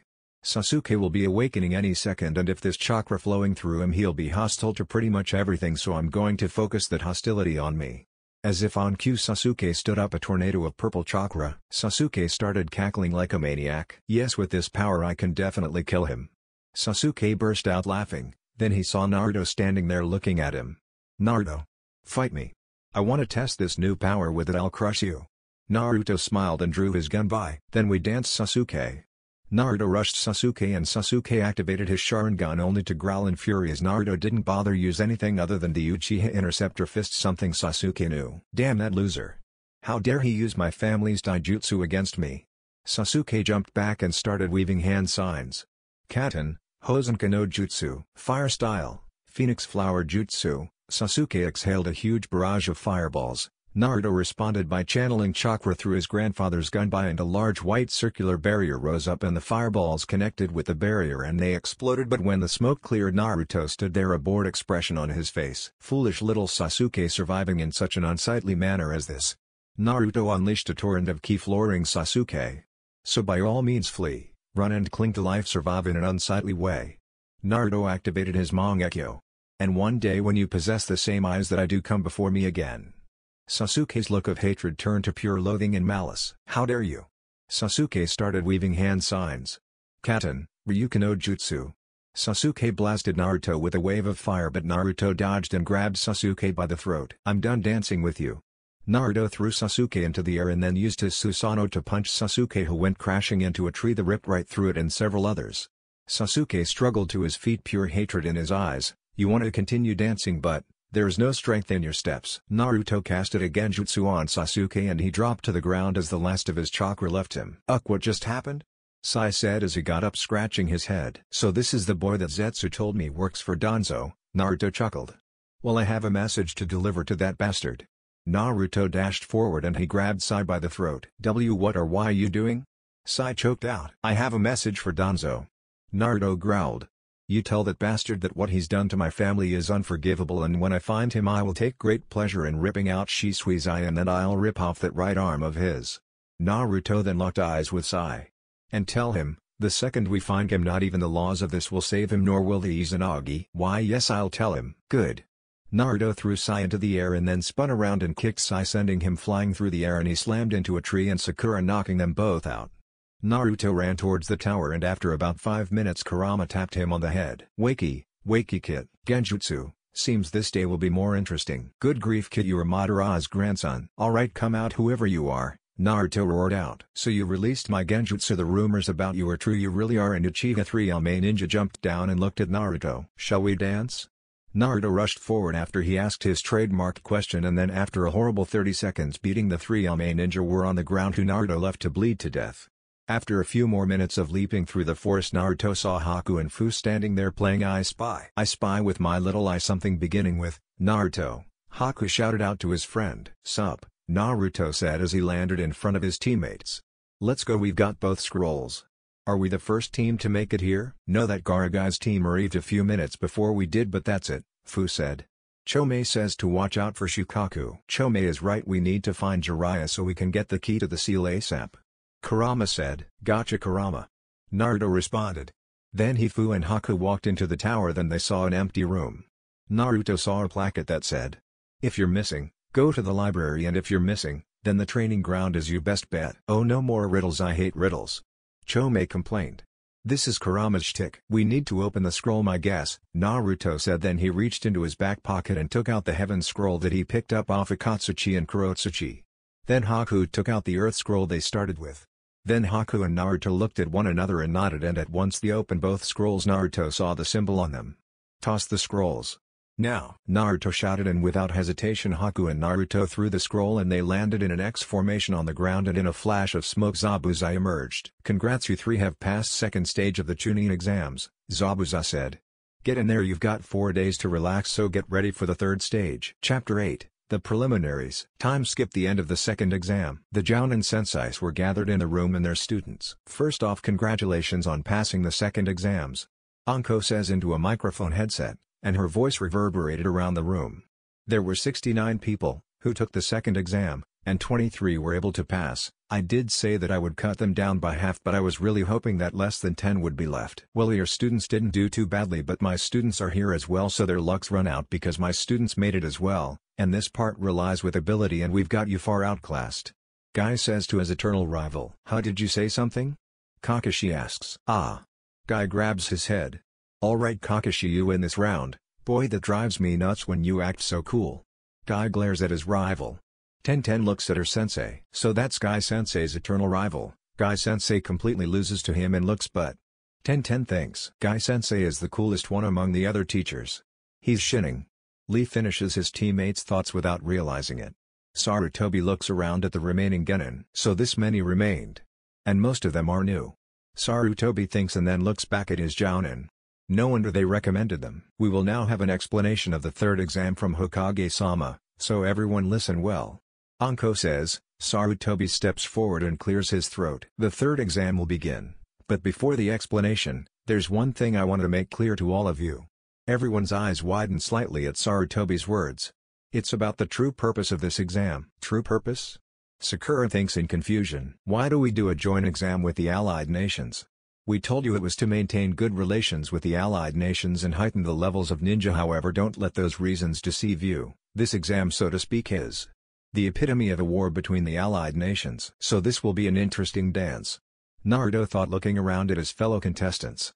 Of the 69 that remained at the beginning of the exam, now only Sasuke, Sakura, Sai, Kiba, Hinata, Shino, Ino, Shikamaru, Choji, Fu, Haku, himself, Kabuto, Yoroi, Misumi, Akatsuchi, Kurotsuchi, Han, Amoy, Karu, Yugito, Gaara, Tamari, and Kankuro remained. What do you mean? Ten asks. If we go back through history, the allied nations now were neighboring countries that have fought each other over and over again. To avoid wasting military power, those countries decided to choose a place to fight. That was the beginning of the Chunin exams. Sarutobi responds. Why would we do that? We're not doing this to select Chunin? Kiba asks. Yes, this exam does examine those who are worthy of the Chunin title. But on the other hand, it's also a place where ninja fight and carry their country's dignity. Country's dignity?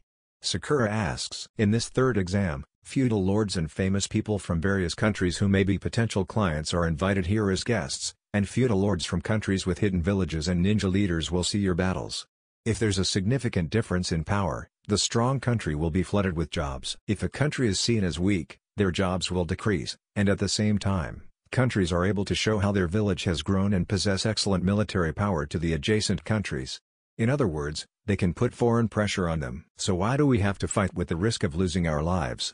Kiba asks. A country's power is the village's power, a village's power is the ninja's power, and a ninja's true power is only born in life or death battle. This exam is also a place to show off the ninja power of one's country. Since this is an exam where you fight with your life on the line, it has a meaning, and your predecessors have fought and dreamed of being in the Chunin exam because of it. But why do you say it is to promote good relations? Tenten asks. I told you at the beginning to not get it confused with that. The custom of shaving one's life and fight to maintain balance. That is the good relation in the world of ninja. This is a life or death battle for your dream and village's dignity. So that's it, eh? Naruto says as he nods. I don't care. Gaara says. Tell us the details of this life or death exam. Then I will now begin the explanation of the third exam. But just then a ninja jumped down in a kneeling position. He had short brown hair and dark markings under his eyes. Even though he was a young man, he had pronounced lines under his eyes as well as an unexplained chronic cough that plagued him. He wore the standard Konoha shinobi outfit complete with a forehead protector that he wore as a bandana, flak jacket and regular shinobi sandals. He also carried a katana with a rectangular handguard strapped over his back. Excuse me, Hokage-sama. I, Hayate Gecko, the judge, will explain. Hayate says. Please do. Sarutobi responds. Everyone, it's nice to meet you, everyone, before the third exam. There's something I want you to do. Hayate starts coughing a bit. Fight in some preliminary matches to see who gets to advance the third exam's main battle. Preliminary matches? Sakura wonders in confusion. Preliminary matches? What do you mean? Shikamaru shouts out. Sensei, I don't understand what you mean by preliminary matches. Sakura says with an I'm lost look on her face. Why can't we just start the third exam with the remaining examinees? Use your brain, Sakura. It must have been because the first and second exams were too easy. I don't know, but there are too many examinees left. According to Chunin exam regulations, we must decrease the number of participants for the third exam. Hinata snaps. Oh come on. Sakura whines. As previously mentioned by Hinata, there are many guests for the third exam, so we can't have a lot of matches. We are limited on time as well, so those who aren't feeling well. Hayate starts coughing again. Excuse me. If anyone wants to quit after hearing the explanation, please let me know, otherwise the preliminary matches will begin immediately. Immediately? Kiba calls out, but we just threw the second exam. Ino whines. What a drag. Shikamaru says. What? What about my meal? Choji asks. Oh, I forgot to mention this, but you will have one-on-one matches from here on out, so please withdraw if you wish. I'm not going to withdraw. Sasuke thinks, just then Kabuto raises his hand. What is it? Sarutobi asks. I'll quit. Kabuto responds. That confirms that he's only here to gather info for the invasion. Naruto said to Kurama. That it does, Kit, that it does. Kurama responded. Let's see. Hayate looks at his chart. You are Konoha's Yakashi Kabuto? You may leave, then. Got it. Kabuto responds and walks out. I've seen him a few times. Sarutobi says to his jounin. I believe he retired during the main exam last time, too. What is he thinking? Anko. Ibiki says. Right away. Anko responds. Yakashi Kabuto, according to our data he has failed 6 times in a row. What about his personal history? Sarutobi asks. He didn't stand out in his academy years, and his grades were normal. He passed the graduation exam on his 3rd try. After that, he did 2 C rank missions and 14 D rank ones. He doesn't have any outstanding accomplishments. I feel like there is a but. What's the but? It's about before he entered the academy. Yes, do you remember the story of the boy that was brought back from the Kikyo Pass battle? Yes, a jounin from the medic squad took custody of an enemy's boy that was led on the battlefield. So he's that boy? Don't act on your own. One of Kabuto's teammates whispers in his ear. Did you forget Orochimaru-sama's orders? I'll leave it to you too. Kabuto says. Especially Yoroi-san, you will have no problem with your special ability. It's your chance to show what you're capable of. Since you're irritated because I got ahead of you. So you're Orochimaru-sama's favorite, don't get cocky, kid. Okay senpai. Kabuto walks out. May I assume there are no more people who wish to retire? Hayate asks. Then in that case, let's begin the preliminary matches. It will be a one-on-one match, in other words it will be like real combat. Now that we have exactly 20 people, we will have 10 matches and the winners will be able to advance to the third exam. There are no rules. You will fight until the other person dies, is knocked out or surrenders. If you don't want to die, please give up immediately. However, if judged that the match is over, I may stop you to prevent any unnecessary deaths. The thing that will hold your destiny. Hayate turns to Anko, who nods and turns to the back wall. Open it up. Slowly a wooden panel opens up to reveal a large computer screen. Will be this. This electronic bulletin board will randomly display the names of 2 fighters for each match. Without further ado, I will now display the names for the first match. The computer screen starts spinning names randomly for about 20 seconds, then the names Yoroi Kado and Sasuke Uchiha appear on the screen. Sasuke smirks at the display. Looks like I get to show off my Uchiha swagger. Sasuke says arrogantly. Those whose names were displayed step up. Sasuke and Yoroi walk forward. The first match of the Chunin exams will be Sasuke Uchiha vs Yoroi Kado. Are there any objections? No. Sasuke and Yoroi say simultaneously. Then the first match between Sasuke Uchiha and Yoroi Kado will now begin. Hayate says. Instantly Sasuke charges Yoroi and starts throwing punches and kicks at the boy, who is hard-pressed to dodge them. Eventually Sasuke lands a good kick and sends Yoroi flying backwards, who collides with the wall and leaves a big indent. But Yoroi gets back up and starts making hand signs, and blue chakra surrounds his hand and he rushes Sasuke, thrusting his palm out. Sasuke dodges the technique with ease due to his Sharingan, but a small amount of the chakra touches Sasuke's hair and he stumbles backwards. You stole my chakra? Sasuke says, eyes widening in shock. Yay, I did. So what? Yoroi responds. That's right, Sasuke-kun. Yoroi has the ability to steal anyone's physical and spiritual energy, and the more he makes contact the more chakra you lose, and soon you will have to rely on the curse mark. Orochimaru thinks with glee. Yoroi starts throwing more and more punches, and while Sasuke dodges most of them, some of them connect and Sasuke's chakra is drained to the point where it becomes difficult to maintain his Sharingan. Damn, the longer this match drags on, the more of my chakra is lost. I have no choice, I have to end this now. Sasuke thinks in desperation, looking around at his fellow Konoha ninja. What to do? What to do? Then his eyes land on Lee. Of course. Sasuke's eyes light up with glee, then Sasuke vanishes and then reappears right in front of Yoroi and kicks him in the chin, sending him flying into the air. Then Sasuke vanishes and reappears right underneath Yoroi. Okay, I admit I kind of borrowed the last move, but from here on in it's all original. Dancing Konoha Shadow? Yoroi says fearfully. Sasuke throws a kick to Yoroi's right rib cage, which he blocks. Ha, don't underestimate me. But Sasuke smirks and starts to flip around, but suddenly the curse mark spread over his body flips around and smashes his left fist into Yoroi's throat. Sasuke falls faster, shouting out, "Come back here." He throws another punch into Yoroi's stomach. I'm not done yet. Sasuke throws an axe kick into Yoroi's stomach. Shishi Rendan. Lion's Barrage. Yoroi collapses unconscious. Hayate walks over and kneels down and says, well, this one's had it. Then he gets back up. I'm declaring this match over as the winner of this preliminary round. Sasuke Uchiha advances to the finals. Sasuke gets up but collapsed in pain, clutching his shoulder where the curse mark was. Just then Kakashi shines down and grabs Sasuke. Let's get that mark of yours sealed up. Kakashi and Sasuke shined out. Okay, then let's begin with the second match. Hayate says. The screen flashes up 2 names, Shino Aburame and Akatsuchi. Will both contestants step forward?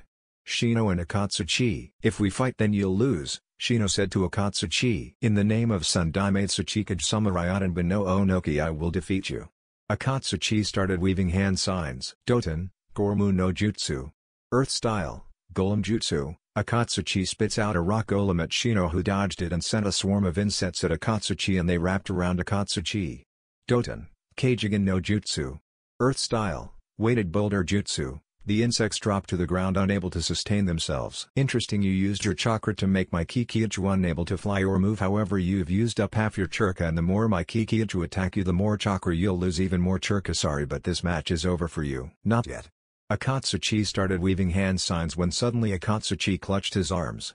What the hell did you do to me? When those insects swarmed your skin and you increased their weight, they had invisible nano-sized insects that attack the cells. They are poisonous. Surrender and I'll retract the insects. If you don't, you'll never live to see tomorrow. Fine, I give up, Akatsuchi said shamefully. Shino walked forward and touched Akatsuchi's arm, and the purple on his body retracted. Winner of the second match, Shino Aburame, Hayate said. Then Shino and Akatsuchi walked back up to the balcony. In the stands, Lee looks at Neji. Who is he, Neji? Lee asks.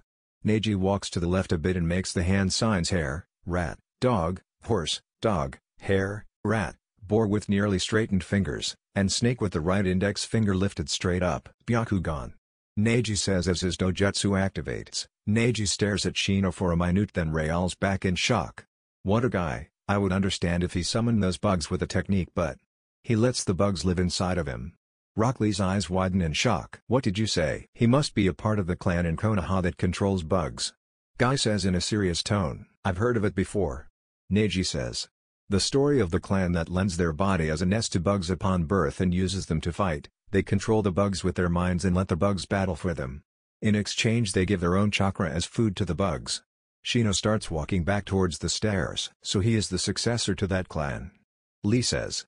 Now for the next match, Hayate said and the screen started spinning again and then it turned out two names, Sabaku no Kankuro, and Naruto Uchiha. For the fourth match Sabaku no Kankuro and Naruto Uchiha. Crap oh crap oh crap oh crap crap crap. Kankuro swore in his head. Well then I'll dance. Naruto jumped down and looked at his opponent with a cold merciless expression. Better him than me. Shikamaru thought as he remembered how fast Naruto had decimated the sound team in seconds. Naruto held up one of his hands with 5 fingers extended. What's that? How many seconds until you give up? Kankuro asked arrogantly. No, Naruto said calmly. That's how many moves it will take to defeat you. Naruto activated his Sharingan. Bring it! Kankuro roared and instantly Naruto vanished and when he reappeared he had his palm below Kankuro's chest. Kankuro had a shocked look on his face. Reikiri, Naruto said calmly as lightning was covering his palm. Kankuro smiled and grabbed Naruto whose eyes widened slightly. Gotcha. Kankuro sprung out from the wrappings on Kankuro back reveling it to be his puppet, Crow. Let's see you kill me now that you're in Crow's grip. Dai Uchiha. At a twitch of his fingers a flurry of blades pierced Naruto from every conceivable angle. You're dead. Just then the sound of lightning caught Kankuro's ears and Naruto turned to wood and wrapped around Kankuro in the wood dragon. Am I? Naruto asked laughing slightly then Naruto walked forward and held the Reikiri right next to Kankuro's heart. How? What you killed was a Makuten Bunshin used by Hashirama back in the day. It's well made, so well made that only Gigi's and my own visual prowess could tell the difference. But how did you know that I was in the wrappings? When facing the Sharingan you really ought to hide better as these eyes see chakra as different colors. When I saw Crow had no chakra and there was a chakra source on its back I instantly figured it out. By the way that's 2 move, it only took 2 moves to kill you. If you don't surrender I'll plunge this right into your heart. Okay you win. Winner by forfeit Naruto Uchiha, Hayate said. You can never dance with me now, go rot and reflect on your weakness. Naruto walked back upstairs. Guy looked at Naruto with shock. That's Kakashi's assassination jutsu, where did you learn it? Guy asked. I copied it off of Kakashi back in Nami. Don't worry, he knows I know it, he gave me permission to use it. He's right, Kakashi said as he reappeared behind Guy. He copied it off me and in exchange for letting him use it he taught me a few kata and jutsu. That's a dangerous technique to leave in the hands of a Genin Uchiha or not, Guy scolded. Naruto's no ordinary Genin, he's Madara's grandson. I actually feel honored that the grandson of the legendary Madara Uchiha considers me my original jutsu powerful enough to use.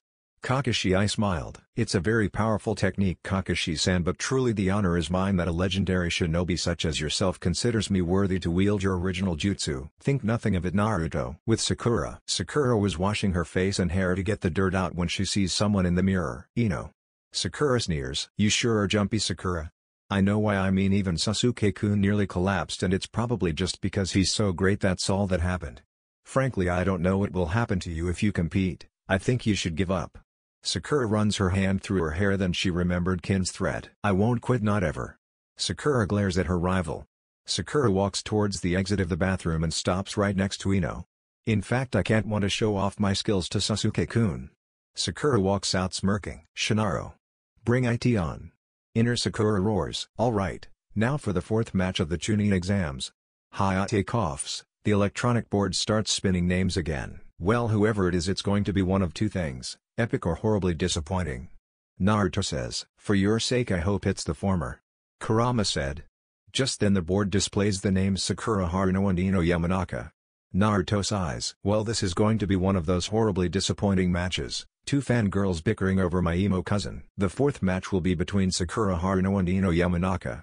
Hayate says, and both girls make their way down to the arena. Sakura and Ino look at one another, determination burning in their eyes. Sakura's and Ino's match proceeds just as canon, but instead of Naruto shouting the encouragements it was Lee, and Naruto didn't really say shit during the match. Wow, was that disappointing. Yugito says. Tell me about those 2 wouldn't last 3 minutes on a real mission if their comrades' lives depended on them. Kuro said. Well, if you or Miss to dance with me, it'll prove for an exciting match, Naruto said from right behind them. Holy crap, where did you come from? Yu-Gi-Oh shouted. I've been here the whole time, not my fault you didn't notice me. Just then the screen started spinning again and then 2 more names popped up. Tamari and 1010. It's time for the 5th match. Hayate says. The electronic board starts spinning with names again, then lands on 1010 and Tamari, and they both walk downstairs and stand in front of each other. I am so ready. After watching that last match I have to redeem the Kunoichi name. 1010 thinks. I will show the true power of Kunoichi. Tamari thinks, looking at 1010. The match proceeds as canon. Whoa, and I thought Hinata was vicious, Kiba said. Now for the 6th match of the Chunin exams, Hayate said. Then the computer spun again and the names, Kurotsuchi and Misumi Tsurugu. Hayate looked at the board. Kurotsuchi and Misumi Tsurugu. I'm sure you know my power, so I'll give you this one chance, Kurotsuchi said. Give up or you're dead, Konoha scum. You're sure cocky for someone from a village who got their asses kicked by Yondaime-sama. Why you? Kurotsuchi shouted, infuriated. Let the 6th match begin. Kurotsuchi jumped into the air and clapped her hands together again. Jinten, Genkai Hakuri no Jutsu. Kurotsuchi shot her jutsu at Misumi and he was instantly disintegrated. Winner by fatal blow, Kurotsuchi. Shortest match ever. That took all of 3 seconds. Note to self. Master Jikoken no Ninjutsu. What about the Hirashin, your father's jutsu? Oh, that'll be fun to learn. I can't wait to see the look on Onoki's face when I pulled it out in the finals. Any ideas on how you're going to get it? Wouldn't put it past Dad to leave it a blood scroll. I'll ask the old man after the exams. Also, you might want to find Jiraiya. We need that key. Yeah, I know Kurama, but where do I find him? If I know that pervert as much as Kushina did, then he'll be at Hot Spring. Go after these matches and find him. Gotcha, Kurama. Naruto looked at the computer and it displayed 2 more names. Fu and Haku. Fu and Haku looked at one another. Well, this will prove to be an interesting match, Haku said to Fu. That it will. Fu responded. For the 7th match, Haku Momochi vs Fu, Hayate said. Fu and Haku walked down into the arena. I know all your tricks, Fu, Haku said. But so do I, Haku, so don't think for a second you have the advantage. Then let's fight. Haku and Fu charged one another and started throwing punches and kicks. Eventually Haku and Fu jumped back and they both started weaving hand signs. Hyotan, Hiryu no Jutsu. Ice Style, Ice Dragon Jutsu. Haku exhaled a huge ice dragon and Fu responded with her own Ninpo Futon no Kaden collaboration, Okinari. Fu used Nanabi's chakra to form the wind of the jutsu while using her own chakra to blast Haku's ice dragon to nothingness. You learned that from Naruto. Hey, I thought that would be fun. Plus, if I'm fighting a Hyotan user like yourself, I thought a powerful kata ninjutsu would do me some good. Alright then, shall we continue? Yeah. Fu and Haku charged each other and they continued fighting. Then Fu jumped back and swung her hand and 2 blades of wind which knocked Haku backwards. Haku jumped back on her feet. Fu weaved more hand signs and she started exhaling a small wave of silvery powder. Then she clapped her hands together. Haijutsu, Run Pungaku no Jutsu. In a flash of silver light, Haku shielded her eyes and Fu took the opportunity to stab Haku in the stomach. Sorry Haku, but I win. You, really, think so? Haku dissolved into ice. Haku's mirrors dissolved. You know, Haku having a ninjutsu fight with a Jinchuriki is considered suicide. Haku's eyes widened in shock. But you and I are good friends, so why don't we call this a draw? Fair enough. Fu and Haku looked at Hayate. I surrender. Fu and Haku said simultaneously. By double forfeit no one advances through the 7th round, Hayate said. Fu and Haku walked upstairs and Naruto walks over to them and smiles. You both fought well, Haku, Fu. Naruto say. Thanks Nisan, Fu said smiling back at him. Yeah, thanks Naruto, Haku said smiling. Just then the computer started spinning with names again and then it landed on Kiba Inuzuka and Yugito Ni. For the 8th match, Yugito Ni vs Kiba Inuzuka, Hayate said. Alright, time to show the power of the Inuzuka clan, Kiba said as he and Akamaru jumped down and Yugito followed suit and landed on her feet gracefully. You're funny kid, but don't you find this a little ironic? Yugito said as she smiled. What, just because you smell like cats doesn't mean you are one? Well, I'll let you figure it out. Yugito charged Kiba, her nails extending as she hacked and slashed at Kiba, who dodged the strikes but a few grazed him. Kiba jumped back and made a hand sign. Ninpo, Shikyaku no Jutsu. Ninja Art, 4 legs Jutsu. Kiba got on all fours and charged Yugito, slashing at her, but Yugito dodged the attacks with ease and then Akamaru came spiraling in. ARF. Akamaru barked but Yugito bent her spin at a 90-degree angle to dodge the strike. How can a human move like that? Kiba thought, shocked as he continued his attacks, but Yugito dodged by bending and twisting at angles not possible for anyone. Let me guess, Mutatabi? Naruto asked his partner. Mutatabi. Kurama responded. Then this time the cat preys on the dog. How do you bend like that? Kiba shouted. I'm a cat at heart, Yugito said cryptically. Let's go Akamaru. Kiba threw smoke bombs at Yugito. Gotsuga. Enough. Yugito jumped into the air and weaved hand signs. Nazumi Dama. Mouse hairball. The blue fireball shot from Yugito's mouth and exploded in Kiba and Akamaru's faces, which sent them flying back, and they both collapsed as they hit the wall, unconscious. Winner by knockout, Yugito ni, Hayate said.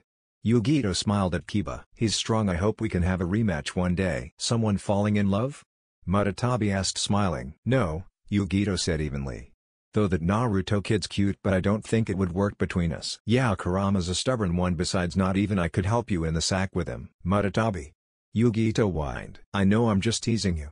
Mutatabi then cut off the connection to her host as the computer started spinning out names again, and after a few seconds it landed on Neji and Hinata. Naruto saw Hinata look at her cousin, who eyed her with deep loathing. Oh boy, this won't end well, Naruto said to Kurama. I've never seen such loathing, not since the elder days. Kurama responded. Naruto placed his hand on Hinata's shoulder. Do you best, Hinata-chan. Know that I am behind you all the way. Thank you, Naruto-kun, Hinata said as she smiled. Then she jumped down and faced her cousin. Well, I never thought I'd have to fight you, Hinata-sama, Neji said. I suggest you forfeit. You can't hope to defeat me. Is that right? Hinata smiled. I care for you, Neji-ni-san, but don't think for a second that I'll go easy on you. Hinata dropped into a Juken stance and Neji did the same. Now let the 8 match begin, Hayate said, and instantly Hinata and Neji charged each other, blasting each other with chakra, striking at each other's chakra points. This went on for several minutes until Hinata smiled and channeled a large amount of chakra into her hands. Behold my ultimate Juken technique, Juho, Soshiken. Gentle step, twin lion fists. When did you learn that? Neji asked, then he scoffed. Never mind, a failure is still a failure. Neji dashed forward and quickly shut the chakra points in Hinata's arms. Too bad for you, Hinata-sama, but I don't care how powerful the technique is, it seems you need chakra to use it. That's a downside but irrelevant. Hinata vanished in a poof of smoke. Then she jumped out of the ground, the Juho Soshiken covering her hands, and she struck most of the points in Neji's legs. How? Naruto-kun taught me the Cage Bunshine. I thought I'd used it to catch you off guard, and it worked. Well done, Hinata-chan. That's the end, guys. If you enjoyed, then make sure to leave a comment. This is Chaos Shinobi signing off.